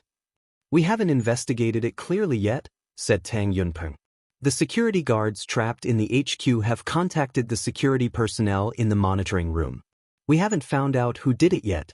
Furthermore, the entire Starlight Group's building will be burned down if the fire department doesn't arrive soon. At that time, the dozens of security guards trapped inside will also be buried in the sea of fire. Tang Guoxing took a deep breath and said in a deep voice, Contact the security personnel inside immediately. Leave 2 of them to continue searching for clues and tell the rest to immediately find a way to withdraw. Also, tell those who stay and their families that will give them the best treatment and provide them with the best life. Understood. Tang Yunpeng replied and immediately hung up the phone. Tang Guoxing put the phone back on the tea table and fell into silence. His eyes flickered with a shrewd light as he silently pondered on how to resolve this matter. Big brother, let me go too, said Tang Guoxiu in a deep voice. Tang Guoxing slowly looked up and shook his head. You can't go, and neither can I. If we can't sit still, our enemies will think that we can't afford the loss. At that time, their attacks on us will be even more savage. At this time, 2 people came in from the door. They were Tang Yunda and Su Lingyun. Dad, what's the situation now? Tang Yunda went straight to Tang Guoxing and asked in a hurried tone. The Starlight Group's HQ has been burned down, said Tang Guoxing in a deep voice. If my guess is correct, it's them who did it. Tang Yunda's expression changed and he asked in a deep voice, Do you want me to go there? No need for the time being. Tang Guoxing shook his head and said, Your big brother has already rushed there. But tell me, what's the scale of the secret plan you arranged in the past? It's inconvenient to move in Saipan, said Tang Yunda. It's a critical moment for him to advance. Once he succeeds, he'll become the supreme leader of Saipan. He'll even have several other distinguished statuses. At that time, the benefits would be huge. We can make a move on Macau. After so many years of development, the company there has a capital of nearly 100 billion, and they have also secretly trained many loyal subordinates. Tang Guoxing narrowed his eyes and asked, Let your big brother handle it first. If he couldn't do anything about the situation there, then he would use the people in Macau first. The forces that our Tang clan is secretly nurturing cannot act rashly for the time being. Unless it is a life and death crisis, they must remain hidden. No problem. Tang Yunda nodded. But what about Starlight Group?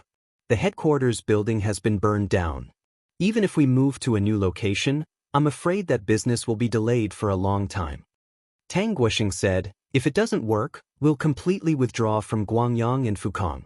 Although the Starlight Group's headquarters is set up in Guangyang province, there are still a few Starlight Group branches in the surrounding provinces. When the time comes, we will temporarily use the branches as the Starlight Group's headquarters. Tang Yunda nodded. Suddenly, his expression slightly moved as he recalled what his son told him on the way here. He hesitated and said, Dad, Xiao just contacted me. Tang Yunda furrowed his brows and asked in a deep voice, did you tell him about the situation at home? Tang Yunda nodded and said, he's a member of our Tang family. Since he took the initiative to ask, I have no need to hide it from him. Besides, he has grown up, so I don't want to hide it from him. Tang Guosheng snorted coldly, even if he has grown up, he's still a child in our eyes. Let him finish his studies well and he doesn't need to worry about the Tang family's difficulties. Our Tang family owes him too much. We just need to give him the best, eat the best, and everything else is the best. We'll take care of the other problems. For the first time, Su Lingyun interjected, Dad, I think Yunda is right. Xiao may be young, but he's very sensible. He has the blood of the Tang family in him, so he must advance and retreat together with them. There's no need to hide this matter from him. Besides, I heard from him that he has made a lot of money now. I'll tell him if there's a need here. Tang Guosheng looked angry, but he didn't flare up in the end. If these words were said by his son, Tang Yunda, he would have scolded him. But it was said by his daughter-in-law who had been losing money for 20 years, so he couldn't be angry. He could only suppress his anger and said, it's true that Xiao is a member of the Tang family, but he's still studying now. He does need to advance and retreat together with the Tang family, but not at this time. After he finishes his studies and graduates from the university, I'll personally arrange the best path for him if he wants to. He wants to do business, and the Tang family's business power will be handed over to him slowly.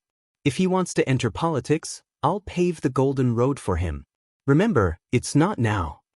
Tang Yunda and Su Lingyun exchanged glances. They could feel their father's love for his son from his tone. However, Tang Yunda was, after all, a man of iron bones. Even though he was in a coma for 20 years, it still didn't wear away his courage and courage. Furthermore, he had been in a coma for 20 years, the loneliness and darkness that could drive countless people crazy, yet he had endured it with his tenacity. Hence, he was very calm now. Dad, you can express your thoughts, but I also want to tell you Xiao's thoughts, said Tang Yunda seriously. Tang Guosheng stared blankly and asked, what thoughts does Xiao have? Xiao told me to immediately tell him if the Tang family needs anything, said Tang Yunda. He also said that the forces he has are not the ones I know. Though what I know is already shocking to me. Tang Guosheng frowned and said, what forces does Xiao have? Isn't it just his business in Star City? It's more than just business. Tang Yunda forced a smile. Although I haven't specifically calculated how much wealth Xiao has now, it's at least no less than 3 or 4 billion yuan. Tang Guosheng stared blankly, and so did Tang Guoshou. Even Tang Min was dumbfounded as she looked at Tang Yunda with an incredulous expression. 3 or 4 billion yuan. How was that possible? Tang Guosheng had sent some people to investigate the total assets of the magnificent Tang Corporation, and it was at most 1 billion yuan. How could it suddenly increase several times? Tang Guosheng suddenly realized something and said, you mean, you know that Xiao has 3 or 4 billion yuan in assets, but he also has forces you don't know about? That's right. Tang Yunda nodded. Then tell me, what other assets does Xiao have besides the magnificent Tang Corporation? Asked Tang Guosheng in a deep voice. Xiao bought an island in the Pacific Ocean, said Tang Yunda. He spent 5 billion yuan at that time. He borrowed the money from his disciple, Chen Zhizhong. However, I don't know where he got the 5 billion yuan, as he has already returned all of it to Chen Zhizhong. Moreover, the thing he had been busy with abroad recently was the reconstruction of that island. I think he must have spent a lot of money to rebuild the island. Tang Guosheng was shocked. He actually bought an island in the Pacific Ocean? Why did he buy an island? Xiao said that it will be our Tang family's headquarters in the future, said Tang Yunda. The Pacific Ocean? Island? Base camp? Not only was Tang Guosheng shocked by Tang Yunda's words, but even Tang Guoshou and Tang Min were also shocked. Tan Xiao said that it would be the Tang family's headquarters? Could it be that the Tang family would not be able to stay in the country in the future? Would they have to hide in the vast sea? After a long while, Tang Guosheng waved his hand and said in a deep voice, "No matter what forces Xiao has, he's too young. Even if he does, he won't be able to help our Tang family now. Therefore, our top priority is to solve the current crisis first." Shanghai. Blue Star Villa Complex. Tan Xiao didn't immediately rest, nor did he directly cultivate. After pondering for a long time, he dialed Gu Xiaoshue's cell number. "Are you looking for me, Grand Master?" Gu Xiaoshue's light voice came from the phone. "Xiaoshue, I have something to ask you," said Tan Xiao. "Please speak, Grand Master," said Gu Xiaoshue. "Is there anyone from our Everlasting Feast Hall in Guangyang and Fukang?" asked Tan Xiao. "Yes, there is a branch of Grand Fortune Jewelry and Prudential Real Estate Group. However, there are only a few core members of our Everlasting Feast Hall in these two provinces." "How many experts can the Everlasting Feast Hall dispatch now?" asked Tan Xiao. "Everyone can be dispatched at any time," said Gu Xiaoshue with a smile. "I can immediately dispatch them to Guangyang and Fukang if you have any orders, Grandmaster." "That's right, I just remembered something. There is someone in Fukang who owes our Everlasting Feast Hall a favor." "Who is it?" asked Tan Xiao. "It's the Huang family in Fukang. In the past, Master saved the life of the current Huang family's patriarch. The reason why the Huang family's patriarch could become the patriarch was also because of Master. Therefore, the Huang family will fully support you if you need it, boss." "Is the Huang family a big force in Fukang?" asked Tan Xiao. "Even if it's not the first, it's at least the second." Gu Xiaoshue said, "The Huang family's patriarch would come to our Jingmen Island's Everlasting Feast Hall's HQ every year on the first day of the new year. He has always wanted to see my master, but he always returns disappointed." "But what?" asked Tan Xiao. "To make the Huang family feel grateful to our Everlasting Feast Hall, I once issued an order to send 3 outstanding members of their family to our Jingmen Island's Everlasting Feast Hall every 3 years to learn. It can be said that our Everlasting Feast Hall has trained a lot of experts in the past 10 years. Since the Huang family is there, then our Everlasting Feast Hall's people don't need to act," said Tan Xiao in a deep voice. "My family has encountered a bit of trouble, so we need people from Guangyang and Fukang to play a role. Give me the contact information of the Huang family's patriarch." "Alright. It's the last day of the month. Brothers and sisters, please leave your monthly tickets. Quiet night, thanks." Chapter 330. It was the last 20 hours or so. Her position on the monthly votes list had been overtaken again and again. Quiet Night was almost numb to it. Seeing how others could get 500 to 600 or even 1,000 votes with just a simple shout, Quiet Night could only get a pitiful few votes even if she shouted until her throat was hoarse. Quiet Night was too ashamed to ask for monthly votes. However, if she shouted once, she would still get a few monthly votes. If she didn't shout twice, she might end up with 0. After weighing the pros and cons, Quiet Night decided to be thick-skinned and open another chapter. People had to learn to be content with what they had. Otherwise, they would die early. This month had been almost 30 days. Quiet Night's nerves had been highly tensed, and her body was also in a highly overdrawn state. Then, she tragically fell ill yesterday. She had a high fever, diarrhea, and cold sweat. Illness came like a landslide, and Quiet Night collapsed in an instant. Just as Quiet Night endured all kinds of discomfort and persevered until the 3rd hour, something even more unlucky happened today. When Quiet Night was sorting out this month's invoices, she realized that several thousand yuan's worth of invoices had disappeared. That was a whole 10,000 yuan, which was enough for Quiet Night's living expenses for a year. She had no monthly votes. Life was difficult. Quiet Night really couldn't hold on any longer.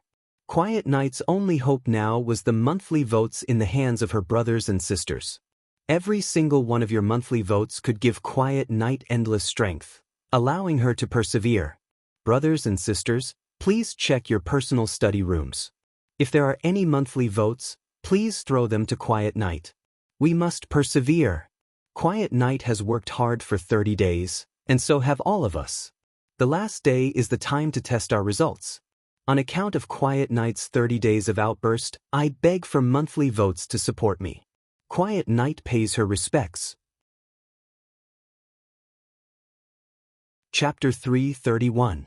Tan Xiao got the phone number of the Fukang province's Huang family's patriarch, but he did not immediately contact the other party. He thought for a long time and did not give this number to the Tang family. But he didn't know how far the situation had developed, and if he rashly interfered, it would make him look like he wasn't calm. Furthermore, the Tang and Yao families weren't just business families. Most importantly, they were political families. This was a contest that involved the upper echelons of the domestic political scene. Once he intervened, there would be all kinds of trouble. Good steel should be used on the blade's edge. He was like a piece of good steel, while the conflict between the Tang and Huang families was still in its early stages. It was far from a life and death situation. Only when the Tang clan was on the verge of suffering a great loss, a loss that would cause the Tang clan to suffer a great blow, would he brazenly strike. However, since the Huang family and the Everlasting Feast Hall had a deep relationship, he could meet the Huang family's head first. After some consideration, Tan Xiao decided to contact the patriarch of the Huang family the next day. He collected all his thoughts and returned to his bed to cultivate. Right now, his cultivation had improved greatly, and he had already reached the peak of the flesh-strengthening stage. If he made another breakthrough, he would be at the bone-altering stage. Tan Xiao did not stay in the raw meat stage for a long time. That was because he had benefited from opportunities. As Tan Xiao sat cross-legged and cultivated, the power of the stars in the sky surged layer by layer, rushing towards Tan Xiao like a tidal wave. Now, the speed at which he absorbed the power of the stars was several times faster than when he was stuck at the skin-strengthening stage. Unfortunately, the heaven and earth energy in Shanghai was extremely sparse, causing Tan Xiao's cultivation speed to be far slower than when he was on Nine Dragons Island. The heavenly art of cosmic genesis was divided into 3 stages.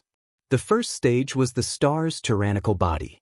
The star's tyrannical body was further divided into chi training, skin strengthening, flesh growth, bones transformation, meridians transformation, marrows transformation, viscera transformation, circulating chi and blood, and 9 controlled Dan steps. Now, he was at the peak of the flesh rejuvenation realm. Although he could not compare to the golden elixir realm of the past, he was not far from it. He was confident that once he broke through to the bone transformation realm, he would be comparable to the golden core realm. As his cultivation level increased, he was able to use more and more secret skills. However, in today's modern society, the secret skills he had mastered were not of much use. It seems that if I want to improve my strength quickly, I'll have to cultivate on Nine Dragons Island. After cultivating for 4 hours, Tan Xiao slowly opened his eyes, and a bitter smile appeared on his handsome face. The result of 4 hours of cultivation was almost the same as half an hour of cultivation on Nine Dragons Island. 8 o'clock in the morning. Tan Xiao woke up from his sleep and washed up refreshed. When he went downstairs, he realized that there was no one else in the villa except for him. This wasn't Southgate Town, where there was no housekeeper to help him prepare breakfast. Should we hire a nanny? Tan Xiao hesitated for a moment, then decided to find a housekeeping company and choose a good-natured and hardworking nanny. Go to school. Buy something to eat on the way. Tan Xiao smiled bitterly and shook his head. After leaving the villa area, he passed by a nearby business district and bought some food in a shop. He didn't take a taxi and just ate as he walked. Although the 7th was the time for military training, Tan Xiao didn't want to participate in it. University military training was simply child's play for him. Going there to experience life was nothing but suffering. He had already made up his mind that he would go to the classroom today and then look for Lu Bai. Since he was the deputy dean of the history department of Shanghai University, he should have the ability to help him escape from the military training program. On the 4th floor of Block B of the teaching building, when Tan Xiao arrived at the classroom, he found that there were only 20 to 30 people scattered in the classroom. Yu Kai, Hu Qingsong, Zhao Liang, and 2 other students who drank with him yesterday were gathered together, talking and laughing about some topic. Big Bro Tang.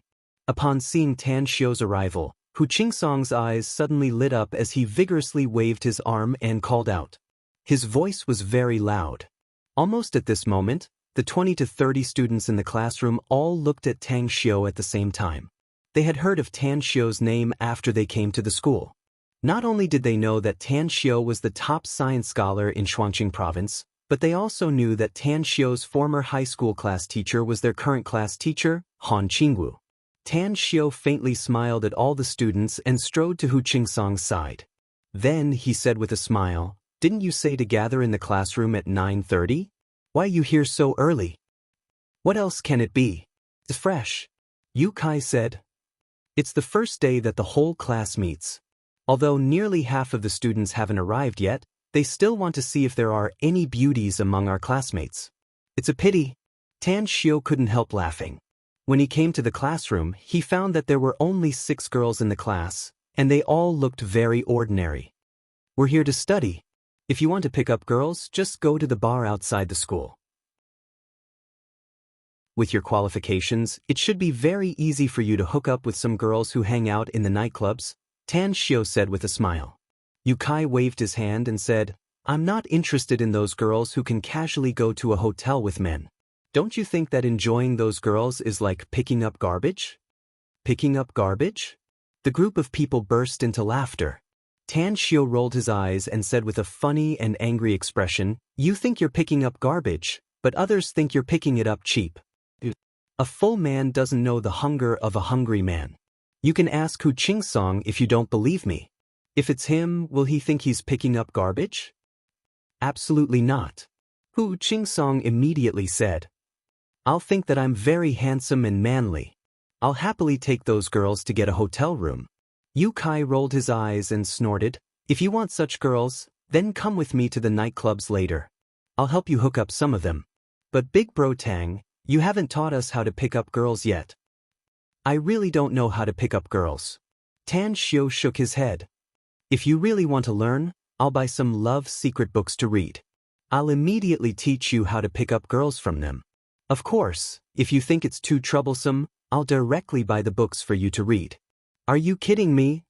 Yu Kai angrily said. "What if you don't have the real ability to pick up girls? How can our teacher Han be so eager to come to Shanghai University to teach after you graduated from high school? She must have used her connections to come to our history department and become our class's teacher in charge." Tan Xiao directly turned his head to the side. Since he couldn't explain it clearly, he didn't feel like explaining it. Han Qingwu had her own life, and he had his own. The two of them only had a teacher-student relationship, so how could there be a relationship between them? Although she looked very much like his wife in the immortal world. But that was only their appearance. He didn't believe that Han Qingwu had the slightest relationship with that woman. Hu Qingsong also came over and said with a sneaky expression, "Big Bro Tang, believe it.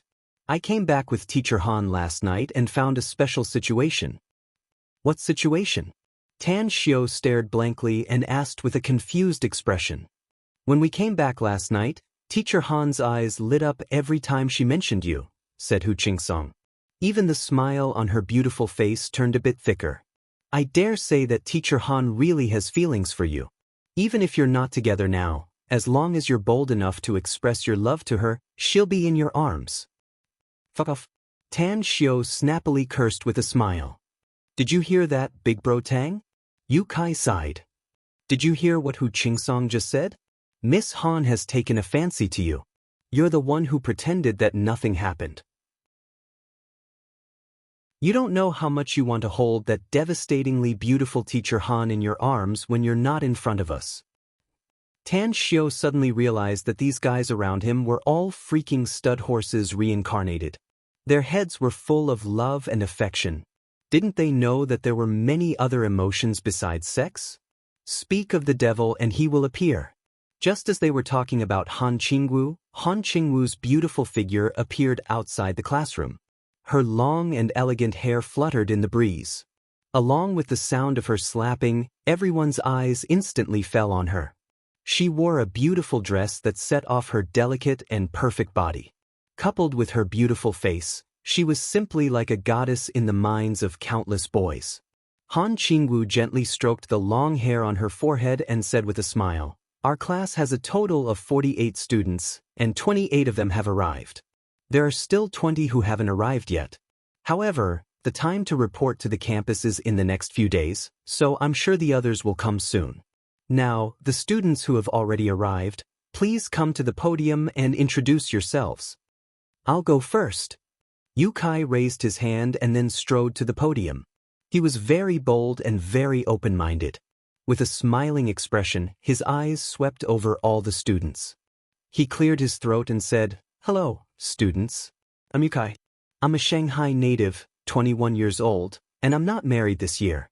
I don't even have a girlfriend. If any of you have beautiful women from the same hometown, or beautiful relatives, that's fine too. You can introduce them to me. By the way, I have a wide range of hobbies. I like to play with things that are fun. You can often find me to play with." Yu Kai finished his self-introduction amidst a burst of laughter. His words were very interesting and won the favor of most of the students in the class. Next to the podium, Han Qingwu looked at Yu Kai, not knowing whether to laugh or cry. She gently raised her arm and flicked her folded fingers. Then, she said with a smile, "Why do I feel that you're not here to study at the university, but to go on a blind date? Don't tell me you're treating Shanghai University as a matchmaking agency?" "Miss Han, how did you know?" Yu Kai deliberately showed a shocked expression. The students below burst into laughter again. However, Tan Xiu didn't laugh. He almost didn't pay much attention to Han Qingwu before, but he didn't know what happened today. Perhaps it was because of what Yu Kai and Hu Qingsong said that left something in his heart that made him pay more attention to Han Qingwu. However, it was precisely because of this attention that his expression suddenly changed when he saw Han Qingwu's folded fingers and her flicking action. Today's first chapter is here. There are 2 more chapters to go. Please guarantee the monthly support. You're tuning in to the Passion Pages YouTube channel. We're so grateful for your support, and don't forget to subscribe to join us on this incredible journey through captivating stories. Your generosity through donations truly makes a world of difference, as it's the primary source of revenue that allows me to expand and enhance this channel for you. Thank you from the bottom of my heart for being a part of this adventure.